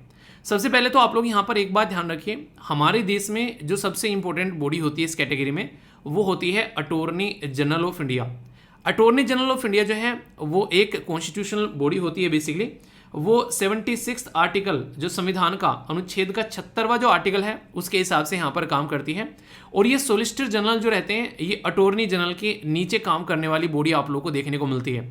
सबसे इंपॉर्टेंट बात क्या है कि अटॉर्नी जनरल जो है वो यहाँ पर हमारे देश में एक कॉन्स्टिट्यूशनल यानी कि संवैधानिक बॉडी है, पर लेकिन ये क्या है यहाँ पर सोलिसिटर जनरल और इसी के साथ में एडिशनल सोलिसिटर जनरल ये दोनों पोस्ट आप लोगों को स्टैट्यूटरी पोस्ट देखने को मिलेगी, यानी कि कानून के थ्रू यहाँ पर इसको अपॉइंट किया जाता है। तो सोलिसिटर जनरल ऑफ इंडिया सीधा सीधा बोल सकते हैं कि अटॉर्नी जनरल ऑफ इंडिया के नीचे एक पोस्ट आप लोगों को देखने को मिलती है हमारे देश के अंदर में। यहाँ पर बेसिकली बोला जाए तो 3 मेंबर की बॉडी है। पहले अटॉर्नी जनरल ऑफ इंडिया, दूसरे नंबर पर हो गए सोलिसिटर जनरल और तीसरे नंबर पर एडिशनल सोलिसिटर जनरल। तो ये यहाँ पर सारा जो भी कानून की प्रक्रिया है सरकार से रिलेटेड वो यहाँ पर ये देखते हैं। जब यहाँ पर आप लोगों को बताया मैंने अभी यहाँ पर कि एक ऐसी पोस्ट है, तो यहाँ पर ये स्टैट्यूटरी बॉडी है, तो ये इसके हिसाब से काम करती है basically attorney general of India के हिसाब से। इनका पूरा जो कार्यक्रम चलता है यहाँ पर ये आप लोगों को देखने को मिलेगा कि कहीं ना कहीं एक जैसे law officer condition and service rule है 1987 का, उसके हिसाब से यहाँ पर इनकी जो सर्विस कंडीशन आप लोगों को देखने को मिलती है। अभी तुषार मेहता साहब को रीअपॉइंट किया गया, तो इसका मतलब ये भी हो गया कि इस पर्टिकुलर पोस्ट पर इंसान को रीअपॉइंट किया जा सकता है। जी हाँ, रीअपॉइंट किया जा सकता है। तो रीअपॉइंटमेंट जो है यहाँ पर तुषार मेहता का एज ए सोलिसिटर जनरल यहाँ पर कैबिनेट यानी कि सरकार के द्वारा अप्रूव किया जाता है। और सोलिसिटर जनरल जो है वो सेकंड हाईएस्ट लो ऑफिसर है अटॉर्नी जनरल के बाद में। कैबिनेट के द्वारा अपॉइंट किया जाता है 6 law officer as a additional solicitor general, तो सुप्रीम कोर्ट के लिए for the period of 3 year. तो ये याद रखिएगा। तो इसके चलते यहाँ पर जो भी कानूनन जो मैटर होते हैं उनको सबको देखा जाता है। मेहता जो है अपॉइंट किया गया solicitor general for the first time in October 2018। तो ये बेसिक इन्फॉर्मेशन है जो कि आप लोग याद रख सकते हैं। जब आप लोग पीपीटी डाउनलोड करेंगे तो दोनों में डिफरेंस की स्लाइड भी आप लोगों को मिल जाएगी, आसानी से आप लोग इसको पढ़ सकते हैं। अगर कोई भी दिक्कत आप लोगों को देखने को मिले तो वह आप लोगों के कन्फ्यूजन यहाँ पर दूर हो जाएगा। ठीक है, तो हल्का सा आइडिया इसके बारे में रखिए। नेक्स्ट यहाँ पर बात करेंगे रैंकिंग और रिपोर्ट्स के बारे में। तो ये काफ़ी इंपॉर्टेंट न्यूज़ है। दुनिया में सबसे अशांत देश कौन सा है, यानी कि जहाँ पर सबसे ज़्यादा उल्टी सीधी हरकतें देखने को मिलती है। अगर आप लोगों से पूछा है तो आप लोग किस देश का नाम लेंगे, यानी कि सबसे अशांत देश आज की डेट में कौन है और हमारे देश की रैंकिंग क्या है अगर मैं आप लोगों से पूछूं। और ये पर्टिकुलर एक रिपोर्ट है जिसको बोलते हैं ग्लोबल पीस इंडेक्स। ये किसके द्वारा प्रस्तुत की जाती है, तो बहुत सारी बेसिक इन्फॉर्मेशन मैं आप लोगों से यहाँ पर डिस्कस करने वाला हूँ। इसके चलते आप लोग रियलिटी में समझ पाएंगे कि किस तरीके से क्या क्या कंडीशन यहाँ पर देखने को मिलती है और इसकी वजह से यहाँ पर दुनिया में कितनी नुकसान भी यहाँ पर नजर आता है। ठीक है, बात करेंगे अफगानिस्तान दुनिया में लीस्ट पीसफुल कंट्री है, यानी कि सबसे अशांत कंट्री है। ये लगातार आप लोगों को यहाँ पर देखने को मिलेगा। अभी बात क्या है, बात यहाँ पर एक रिपोर्ट है जिसका नाम है ग्लोबल पीस इंडेक्स। तो बड़े ही आसान शब्दों में समझेंगे। ग्लोबल पीस इंडेक्स एक इंस्टीट्यूट है जिसको बोलते हैं institute for economic and peace. इसके द्वारा यहाँ पर ये बेसिकली मतलब ग्लोबल पीस इंडेक्स एक रिपोर्ट है जो कि प्रस्तुत की जाती है institute for economic and peace के द्वारा। इसमें अफगानिस्तान को यहाँ पर सबसे अशांत कंट्री बताया गया 5 बार, यानी कि एक तरीके से पंचवर्षीय योजना हो चुकी है अफगानिस्तान की इस पर्टिकुलर पोस्ट पर। अफगानिस्तान जो है फॉलो किया जा रहा है यहाँ पर यमन, सीरिया, रसिया को भी यहाँ पर अशांत बताया गया और साउथ सुडान देखने को मिल रहे हैं। और हमारे देश की रैंक जो है 126 है 163 कंट्री में से। तो ग्लोबल पीस इंडेक्स के अंदर में जब हम लोग बात करते हैं, बेसिकली अगर हम लोग बात करें आज के डेट में कितना ज़्यादा नुकसान दुनिया को देखने को मिलता है, तो कहीं ना कहीं ये बोला जाता है कि जहाँ पर भी लड़ाई होती है कोई इस तरीके की हरकतें देखने को मिलती है, तो ये आज की डेट में जो इकोनॉमिक इम्पैक्ट है वो बढ़ता हुआ जा रहा है यहाँ पर, जो कि ये माना जा रहा है कि लगभग 13% जो जीडीपी है उसका आप लोगों को देखने को मिलता है ग्लोबल पर। 2022 में जब काउंट किया गया तो बोला गया कि 1 ट्रिलियन से लेकर 17 ट्रिलियन तक का यहाँ पर देखने को मिलता है। हमारे देश की जो जीडीपी है वो लगभग 3 ट्रिलियन के करीब आप लोगों को देखने को मिलती है। तो इससे अंदाजा लगा सकते हैं तो हमारे देश का लगभग 6 गुना यहाँ पर ये बर्बादी आप लोगों के सामने नजर आती है। यूक्रेन में अभी आप लोगों ने देखा कैसी हरकतें यहाँ पर देखने को मिली। कई सारे देश जैसे म्यांमार हो गया, इसकी कंडीशन आप लोग समझ सकते हैं अभी फिलहाल, क्योंकि मिलिट्री रूल यहाँ पर चल रहा है। तो इस तरीके से आप लोग चीज़ों को अंडरस्टैंड कर सकते हैं। यानी कि इनका बेसिक पर्पज ये होता है कि जो लड़ाई धड़ाई दुनिया में चल रही है ये समझाना चाहते हैं कि इससे कितना ज़्यादा नुकसान देखने को मिलता है, ताकि इन चीज़ों को रोका जा सके और एक बैलेंस बनाकर यहाँ पर रखा जा सके। तो यानी कि देखो यहाँ पर अगर जीडीपी के पॉइंट ऑफ से सारा पैसा अगर हम लोगों की हेल्थ में खर्च करें तो कैसा रहेगा। तो यहाँ पर सबसे शांत कंट्री कौन सी है वो आप लोगों को देखने को मिलेगी आइसलैंड, डेनमार्क, आयरलैंड। तो ये कंट्री आप लोगों को देखने को मिलेगी और हमारी रैंक है 126 इसके अंदर में। तो ये बहुत ही बेसिक से इंफॉर्मेशन है, अगर क्वेश्चन बने तो कंफ्यूजन नहीं होना चाहिए। ठीक है, बात की जा रही है यहाँ पर नेशनल न्यूज़ के बारे में। अभी अमित शाह जी के द्वारा, जो कि हमारे देश के होम मिनिस्टर हैं, उनके द्वारा लॉन्च किया गया अक्सर रिवर क्रूज। तो यहाँ पर जो अक्सर रिवर क्रूज है ये साबरमती रिवर फ्रंट पर यहाँ पर इसको लॉन्च किया गया। आप लोगों को पता है साबरमती जो है वो काफ़ी इंपॉर्टेंट रिवर है, खासकर जब अहमदाबाद के बारे में बात करते हैं तो उसकी बेसिकली खूबसूरती बढ़ाने वाली ये रिवर है। अब ये ऐसी सर्विस अगर स्टार्ट की जा रही है तो इसमें और 4 चांद यहाँ पर लग जाएंगे। तो इसके बारे में बेसिक इन्फॉर्मेशन लेते हैं। सबसे पहले तो ये लॉन्च किया गया अक्सर रिवर क्रूज, जो कि यहाँ पर अहमदाबाद के अंदर में होम मिनिस्टर के द्वारा यहाँ पर साबरमती रिवर से रिलेटेड। ये 30 मीटर लंबा एक लग्जरी क्रूज है। आप लोगों ने देखा होगा, कई बार मूवीज में दिखाया जाता है कि उसके अंदर खाना पीना सब एक तरीके से एंजॉय करने वाली चीजें हैं यहाँ पर। तो इससे ये माना जा रहा है कि अहमदाबाद के अंदर में और टूरिस्ट डेस्टिनेशन लोग बढ़ते हुए नजर आएंगे। अहमदाबाद में अगर आप लोग जाओगे तो जो रिवर है उसका फ्रंट बड़ा ही शानदार डेवलप कर रखा है वहाँ पर। प्राइम मिनिस्टर मोदी जी थे उस टाइम पर, गुजरात के चीफ मिनिस्टर, उनके द्वारा उसको डेवलप किया गया।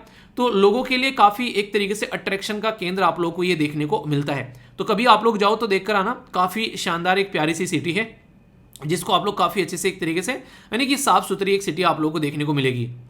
और अगर साबरमती रिवर के बारे में कुछ आप लोगों को सर्च करना हो तो यहाँ पर लिख देना जाकर SLUpedia पर साबरमती रिवर, तो आप लोगों के सामने यहाँ पर खुलकर आ जाएगी। सारी इन्फॉर्मेशन उसके बारे में यहाँ पर दे दी गई है। जो रिवर है यहाँ पर आप लोग यहाँ पर देखने को मिलती है क्या क्या है, बेसिक इन्फॉर्मेशन, कौन कौन से राज्य से होकर गुजरती है, जैसे राजस्थान और गुजरात से होकर गुजरती है, ठीक है। जाकर कहाँ पर ये गिरती है तो यहाँ पर आप लोगों को देखने को मिलेगा बाउंड की जाती है अरावली हिल के द्वारा, ठीक है। और रन ऑफ कच्छ में ऑन द वेस्ट, और इसी के साथ में gulf of Khambhat on the, जो एक तो आप लोगों को यहाँ पर साउथ में देखने को मिलेगा इसके। तो ये इसके बारे में बेसिक इन्फॉर्मेशन सारी आप लोगों को यहाँ पर प्रोवाइड करा दी है, हिंदी और इंग्लिश में भी, ठीक है। एक यहाँ पर आप लोगों को ट्रिब्यूटरी है जिसका नाम है यहाँ पर सेई रिवर। तो सेई रिवर यहाँ पर आप लोग इसकी ट्रिब्यूटरी देखने को मिलेगी, राइट बैंक ट्रिब्यूटरी। बाकी कई सारे प्रोजेक्ट भी इसके ऊपर है यहाँ पर, और ये लेफ्ट बैंक ट्रिब्यूटरी आप लोगों को यहाँ पर देखने को मिल रही है। तो बेसिक इन्फॉर्मेशन है इसके बारे में, कोई भी कंफ्यूजन नहीं होना चाहिए। तो हिंदी और इंग्लिश में आप लोगों को प्रोवाइड करा रखी है, ठीक है। तो यहाँ से इस तरीके से आप लोग इसको देख लेना। तो SLUpedia आप लोगों का विकीपीडिया बन रहा है, ओके। अच्छे से एंजॉय करो। स्टेट न्यूज़ में जब हम लोग बात करते हैं तो ये जो न्यूज़ निकल कर आ रही है, अजीत पवार साहब के द्वारा महाराष्ट्र के chief minister, basically deputy CM की पोस्ट यहाँ पर ली गई। आप लोगों ने देखा इन्होंने अभी अपनी जो पॉलिटिकल पार्टी है उसका डिवीजन कर दिया। तो इनके साथ में कई सारे लोग आए जिनके द्वारा यहाँ पर ज्वाइन किया गया। तो 35 यहाँ पर ये बेसिकली इनके साथ में MLA यानी कि जो विधायक साहब हैं वो गए, और इसके चलते अजीत पवार जो हैं उन्होंने डिप्टी CM की पोस्ट संभाल ली है। आज की डेट में 2 डिप्टी CM हो गए, डिप्टी CM देवेंद्र फडणवीस और डिप्टी CM यहाँ पर ये, और जो एकनाथ शिंदे साहब जो हैं वो CM हैं। सारे मिलाकर सरकार चला रहे हैं। तो आज की डेट में जो गवर्नर हैं वो है यहाँ पर रमेश व्यास, ठीक है। तो रमेश व्यास जो है यहाँ पर, इनके द्वारा इनको ओथ दिलाई गई। तो इसके चलते यहाँ पर ये काफ़ी ज़्यादा एक तरीके से न्यूज़ में चीज़ें देखने को मिल रही थी, क्योंकि कहीं ना कहीं एक तरीके से तोड़ फोड़ कर इस तरीके से जो चीज़ें होती हैं आप लोगों को पता है फिर क्या चलता है। तो वही कंडीशन यहाँ पर देखने को मिल रही थी। तो इसके बारे में याद रख सकते हैं। साइंस के बारे में बात करेंगे तो यहाँ पर अभी हमारे देश के प्राइम मिनिस्टर साहब के द्वारा लॉन्च किया गया सिकल सेल एनीमिया। तो सिकल सेल एनीमिया से रिलेटेड इसको रोकने की, ये लॉन्च नहीं किया गया, इसको रोकने का मिशन लॉन्च किया गया क्योंकि एक तरीके की बीमारी है। तो इसके बारे में बेसिक इन्फॉर्मेशन मैं आप लोगों को बताऊंगा। और अगर थोड़े से लंबे समय से आप लोग मेरे साथ में कनेक्टेड हैं तो आप लोगों ने एक चीज़ फील की होगी कि हम लोगों ने इसके बारे में डिस्कस भी किया था। कब डिस्कस किया था? जब बजट लॉन्च किया गया था। तो बजट में बोला गया था कि इस बीमारी को जड़ से मिटाने की बेसिकली यहाँ पर ठानी गई है सरकार के द्वारा। अगर हम लोग बात करें तो बात की जाए यहाँ पर जो बेसिकली प्राइम मिनिस्टर के द्वारा यहाँ पर लॉन्च किया गया कि 2047 तक का हम लोग यहाँ पर इसको खत्म करेंगे सिकल सेल एनीमिया को। तो इसका टारगेट 2047 से आप लोग इतना तो समझ ही सकते हैं कम से कम कि बहुत ही खतरनाक बीमारी है, आसानी से खत्म नहीं होने वाली है। तो यहाँ पर लालपुर विलेज मध्य प्रदेश से यहाँ पर इसको लॉन्च किया गया। इसके अंदर में कई सारे प्रोग्राम आप लोगों को देखने को मिले बेसिकली, क्योंकि आप लोगों को पता है कि जहाँ जहाँ इलेक्शन होने वाले होते हैं वहाँ पर इस तरीके की रैली होती है। तो इसके चलते यहाँ पर आप लोग समझ सकते हैं। इसी के साथ में यहाँ पर बेसिकली भारत प्रधानमंत्री जन आरोग्य योजना, आयुष्मान भारत जो योजना है उसके कार्ड भी डिस्ट्रीब्यूट किए गए। और इसी के साथ में जो पीसा एक्ट की कमेटी है उससे भी यहाँ पर मिला गया। पर इंपॉर्टेंट क्या है फिलहाल यहाँ पर, वो है sickle cell anaemia. Sickle cell anaemia पर आप लोगों को देखो यहाँ पर ये बेसिकली ब्लड, जो हमारी ब्लड सेल होती हैं जो कि हमारी ऑक्सीजन को लेकर चलती हैं बॉडी के अंदर में, तो उसके ऊपर इम्पैक्ट डलता है। तो यहाँ पर जब ये नॉर्मल ब्लड सेल होती हैं तो आप लोग कुछ ऐसी दिखाई देंगी, नॉर्मल रेड ब्लड सेल, पर लेकिन अगर बीमारी हो जाती है तो ये कुछ ऐसी एबनॉर्मल हो जाती हैं। जब एबनॉर्मल जो यहाँ पर बीमारी ये सेल बढ़ जाती हैं तो ब्लड कैरिंग कैपेसिटी जो है, वो ऑक्सीजन कैरिंग कैपेसिटी है जो ब्लड की, वो काफ़ी कम आप लोगों को देखने को मिलती है, जिसकी वजह से यहाँ पर ये नेगेटिव इंपैक्ट पड़ता हुआ नजर आता है। यानी कि एक तरीके से आप लोग बोल सकते हैं कि शरीर में ऑक्सीजन को लेकर चलने वाली बेसिकली जो ब्लड सेल है वो उनका हालत ख़राब हो जाती है। वो एक तरीके से आप लोग बोल सकते हैं उनकी कंडीशन ख़राब होती है, तो वो लेकर नहीं चल पाती हैं और शरीर को काफ़ी नुकसान इसकी वजह से झेलना पड़ता है। तो ये बेसिक न्यूज़ है जो कि आप लोग समझ सकते हैं यहाँ पर। तो इस बीमारी को जड़ से ख़त्म करने की बात की जा रही है, ठीक है। डिफेंस से रिलेटेड यहाँ पर ये न्यूज़ आप लोग बोल सकते हो, ठीक है। अभी बात देखने को मिली गगनयान के बारे में, हमारे देश के जो क्रू मेंबर हैं उनको बेसिकली भेजने की बात की जा रही है, तो उनकी ट्रेनिंग चल रही है। तो ट्रेनिंग पहले अभी यहाँ पर समुद्र के अंदर देखने को मिल रही है क्योंकि at the end of the day अगर बात करें आना तो पृथ्वी पर ही है, तो समुद्र के अंदर में चीजें जब उतरती हैं यहाँ पर, आप लोगों ने बौवा मूवी देखी होगी, ठीक है, तो उसी के साथ में आप लोग कंपेयर कर सकते हैं। तो मिशन गगनयान का जो रिकवरी मॉड्यूल है, कल को आकर जैसे गिरे गए यहाँ पर ये बेसिकली समुद्र के अंदर में, तो उसको कैसे यहाँ पर निकालना है। तो Indian navy water survival training facility Kochi के अंदर में यहाँ पर इसको देखा गया। तो जो मैरीन कमांडो है यहाँ पर वो बेसिकली उनकी ट्रेनिंग देखने को मिली। क्यों? क्योंकि प्रोजेक्ट जो है 23 के एंड में या फिर 24 के स्टार्टिंग में लॉन्च किया जाएगा। बहुत ही बेहतरीन लेवल का प्रोजेक्ट है यहाँ पर। इसके बारे में और भी बहुत सारी इंफॉर्मेशन आगे आने वाले टाइम में देखने को आप लोगों को मिलेगी कि किस तरीके से हम लोग चीज़ों को लेकर चलने वाले हैं, ठीक है। तो ये बहुत ही एक बेसिक सी इंफॉर्मेशन आप लोग यहाँ पर समझ सकते हैं। ओके, वर्ल्ड न्यूज में अगर आप लोग बात करेंगे तो श्रीलंका की पार्लियामेंट ओपन है डिबेट के लिए डोमेस्टिक डेट रिस्ट्रक्चर प्रोग्राम के लिए, क्योंकि फिलहाल श्रीलंका की हालत बड़ी खस्ता हो गई थी। जैसे ही कोविड-19 आया तो मैक्सिमम श्रीलंका की जो जीडीपी थी वो बना करती थी किससे? वो बना करती थी बेसिकली टूरिज्म से। टूरिज्म यहाँ पर रानी तो खस्ता हालत हो गई श्रीलंका की, उसके चलते बहुत सारी ऐसी चीज़ें आप लोगों को देखने को मिल रही हैं। तो अभी यहाँ पर ये किस तरीके की चीज़ों को लेकर चलेंगे, क्योंकि अलग अलग जो कंट्री से लोन ले रहे हैं, IMF से लोन ले रहे हैं, तो वो लोन ऐसा नहीं कि इनके पास में रहना है, उसको रिटर्न भी इनको करना है। तो श्रीलंका की पार्लियामेंट ने अभी यहाँ पर चीजें डिस्कशन स्टार्ट किया यहाँ पर कि डोमेस्टिक जो भी यहाँ पर इनके द्वारा डेट लिया गया उसको कैसे रिस्ट्रक्चर करना है और कैसे कंट्री को रिवाइव करना है, बैंकक्रप्ट होने से कैसे बचाना है फाइनेंशियल और बैंकिंग सेक्टर को, ये देखा गया।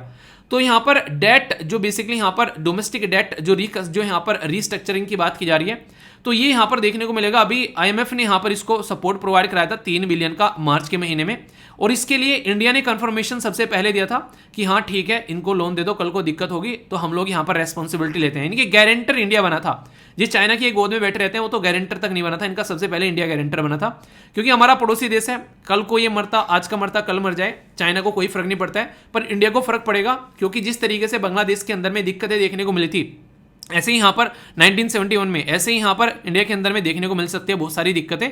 अगर इस कंट्री को कुछ होता है तो पड़ोसी देश परेशान होते हैं, ठीक है। तो इसके लिए देखते हैं क्या क्या सोल्यूशन निकल कर लाया जा सकता है। तो अच्छी बात है, अगर जल्दी से रिकवर कर जाए तो पॉजिटिव चीज़ें रहती हैं, ठीक है। तो ये है बेसिक इन्फॉर्मेशन जो याद रख सकते हैं। पर्सनली न्यूज़ में न्यूज़ है आप लोगों के सामने, यहाँ पर बात की जा रही है CIL के बारे में। तो CIL से रिलेटेड यहाँ पर प्राइम मिनिस्टर जो PM के द्वारा बेसिकली यहाँ पर PM प्रसाद इनका नाम है, ठीक है, PM चलिए ठीक है, ठीक है। तो PM प्रसाद जो है यहाँ पर इनके द्वारा ओथ लिया गया एज ए कोल जो यहाँ पर हमारे देश के अंदर में जो कोल इंडिया है तो उसके चेयरमैन यहाँ पर ये बने हैं, ठीक है। तो इसके चलते यहाँ पर न्यूज़ में है तो PM प्रसाद चेयरमैन जो है मैनेजिंग डायरेक्टर बन गए सेंट्रल कोलफील्ड जो लिमिटेड है उसके। तो इसके चलते यहाँ पर ये पर्सन ही न्यूज़ में पूछा जा सकता है, ठीक है। तो मैनेजिंग डायरेक्टर कोल इंडिया लिमिटेड।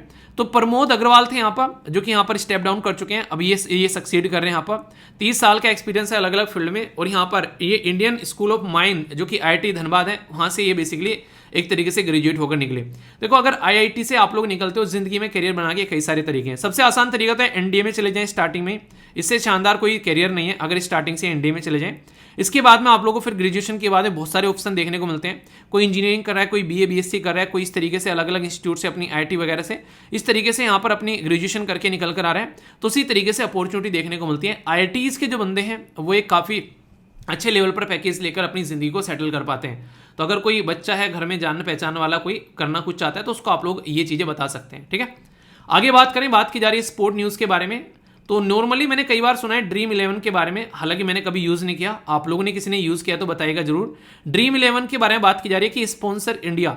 तो यहाँ पर 3 ईयर की बात की जा रही है, यानी कि आज की डेट में ये बेसिकली सुनकर हालांकि मैं थोड़ा हैरान हुआ था, क्योंकि कई बार इसके बारे में कई सारी नेगेटिव चीज़ें भी यहाँ पर सुनी थी कि सट्टेबाजी की आदत लग जाती है फलान ढिमकाना। अब खुद BCCI ने अनाउंस किया कि ड्रीम 11 जो है वो न्यू लीड स्पॉन्सर होगा टीम इंडिया का। यानी कि ड्रीम 11 की जो थप्पा है वो आप लोगों को यहाँ पर हमारे देश की जो क्रिकेटर हैं उनकी जर्सी पर देखने को मिलेगा।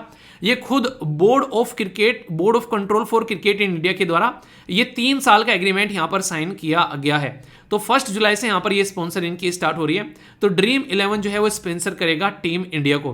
तो यहाँ पर ड्रीम 11 जो है ये टीम इंडिया को स्पॉन्सर करेगा। जर्सी पे आप लोगों को देखने को मिलेगा test series against West Indies जो होगी यहाँ पर उसमें फर्स्ट असाइनमेंट यहाँ पर मिला है। तो समझ सकते हैं यहाँ पर टेस्ट चैंपियनशिप की साइकिल में यहाँ पर ये सारी चीज़ें यहाँ पर ड्रीम 11 की देखने को मिलेगी।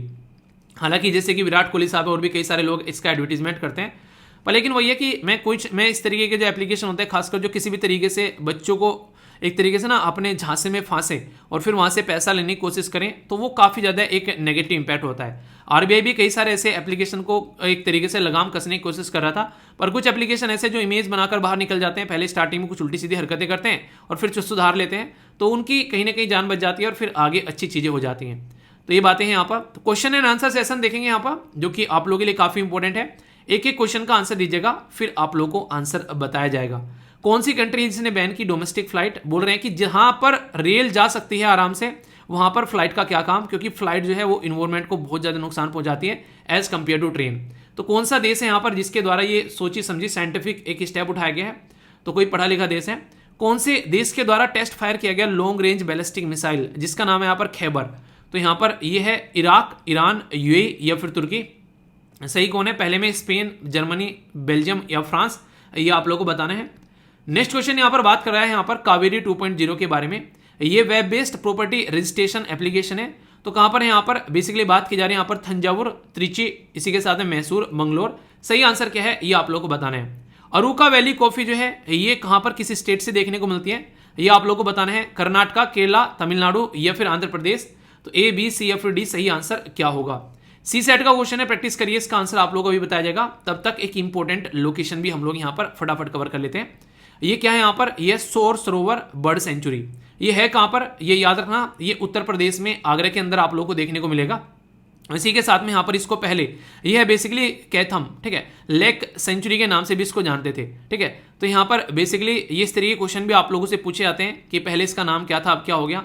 तो इस तरीके के क्वेश्चन अगर कोई बने, देखो आप लोग ना कई बार क्या होता है, जिससे प्रैक्टिस करते हो ना आप लोग क्वेश्चन की, वहां पर कोई ऐसी स्टेटमेंट दे दी, तो कहीं ना कहीं आप लोग ये बोल सकते हो कि जब ऐसी स्टेटमेंट होती है तो उसके बारे में आप लोग याद रखना कि वो एक तरीके से काफी हद तक सही मानी जाती है, ठीक है।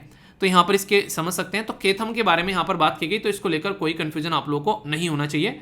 तो केथम ये बर्ड सेंचुरी है, उत्तर प्रदेश के अंदर में है यहाँ पर, ठीक है। इसी के साथ में यहाँ पर 2020 में इसको रामसर साइट का दर्जा दिया गया, तो ये भी इंपॉर्टेंट है। यहाँ पर 15 एकड़ में फैला हुआ यहाँ पर ये एरिया है, जिसमें माइग्रेटरी बर्ड वगैरह भी आप लोगों को देखने को मिल जाती है। एग्जैक्ट लोकेशन ये है, ये आगरा के उत्तर प्रदेश की बात यहाँ पर की जा रही है, ठीक है। तो कोई कंफ्यूजन इसको लेकर नहीं होना चाहिए, अगर होगा तो उसको दूर करना है। बाकी क्वेश्चन के आंसर देख लेते हैं। जैसे यहाँ पर फ्रांस ने ये स्टेप उठाया, काफी बड़ी बात है यहाँ पर पोल्यूशन को कम करने के लिए, कि जहाँ पर ट्रेन जा रही है वहां पर क्यों हम लोग फ्लाइट लेकर जाएं, तो वहां पर फ्लाइट जो है उसको बंद करने की बात की जा रही है।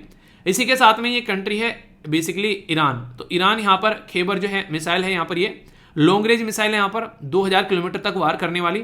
तो ये इसके बारे में इंफॉर्मेशन, ठीक है। तो ये मिसाइल जो कहीं ना कहीं यूएस से बोलता है कि ये काफ़ी बड़ा थ्रेट है हमारे लिए, तो इनको ये बंद करना चाहिए। पर लेकिन तुम मिसाइल लेकर घूमो और किसी के पास नहीं होना चाहिए यूएसए की, ये दोगलापन होता है, ठीक है।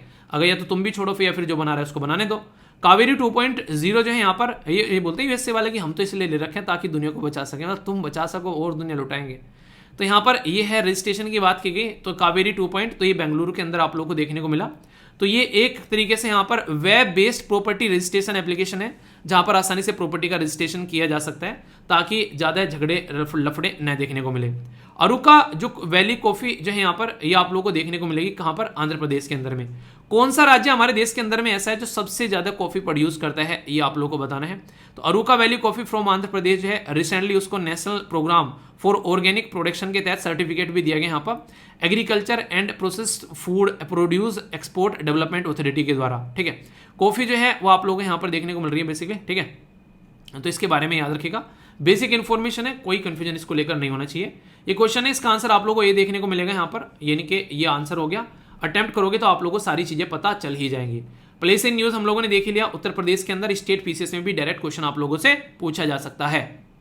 आइए कुछ अंग्रेजी के शब्द सिखाते हैं, आप लोगों की अंग्रेजी को इंप्रूव कराते हैं। एनडीए, सीडीएस, एसएससी बैंकिंग में या फिर आंसर राइटिंग में अगर आप लोग करना चाहते हैं इंग्लिश में, तो वोकैबुलरी अच्छी होगी तो अच्छा आंसर आप लोग यहाँ पर दे पाओगे।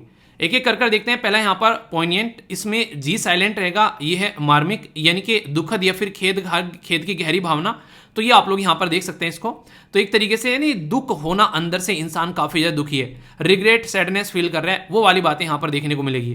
तो इसके लिए ये शब्द आप लोग यहाँ पर यूज कर सकते हैं। नेक्स्ट जो शब्द यहाँ पर ये है एडेंडम। एडेंडम यानी कि यहाँ पर बात किस आ रही है, प्रिसिस्ट, यानी कि जब भी कोई आप लोग किताब देखते हैं उसमें एंड में एक आप लोगों को कुछ लिस्ट देखने को मिलती है, एडिशनल मटेरियल आप लोग उसको बोल सकते हैं, तो उसको एडेंडम या फिर प्रिसिस्ट के नाम से भी आप लोग जानते हैं।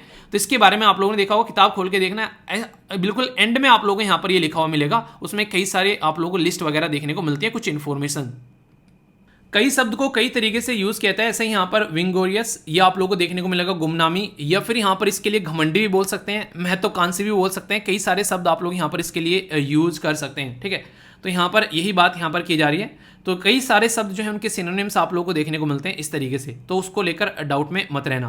हम्बंग जो होता है ये होता है पाखंड, यानी कि झूठ, हिपोक्रेसी नहीं कि अपने लिए कुछ और रूल, दूसरों के लिए कुछ और रूल, ये बिल्कुल गलत बात है। मतलब तुम करो तो रामलीला, सब करे तो रासलीला, सब दूसरे का कैरेक्टर डीलर, तुम करो तो बिल्कुल सही, तो ये बिल्कुल गलत बात है। यानी कि सबको एक जैसे देखना चाहिए, अगर जो आप लोग के पैमाने अपने लिए वही दूसरों के लिए भी होने चाहिए। ठीक है, सेक्ट का मतलब होता है बर्खास्त करना, कि सेक्ट कर दिया, उसको फायर कर दिया, डिस्चार्ज कर दिया, ये शब्द आप लोगों ने कई बार सुने होंगे, तो ये भी शब्द काफी इंपॉर्टेंट है और मैक्सिमम टाइम कई बार फ्रीक्वेंटली यूज होता हुआ आप लोगों ने देखा होगा, ये बेसिकली पाया जाता है। ठीक है, तो कंफ्यूजन हो तो बताना, सेंटेंस फॉर्म क्या करो, एटलीस्ट एक सेंटेंस तो बना लिया करो, अगर ये भी नहीं कर रहे हो तो फिर क्या ही फायदा रह गया यार, तो इतना तो कम से कम आप लोगों को करना ही चाहिए। ठीक है, बाकी है आप लोगों का प्यारा सा ऐप। एक बच्चा पूछ रहा था, जैसे मैंने बताया था स्टार्टिंग में भी आप लोगों से, कि यहाँ पर एक बच्चा कह रहा है कि सर क्या इसको कोई भी डाउनलोड कर सकता है, इसको डाउनलोड करने का पैसा लगता है।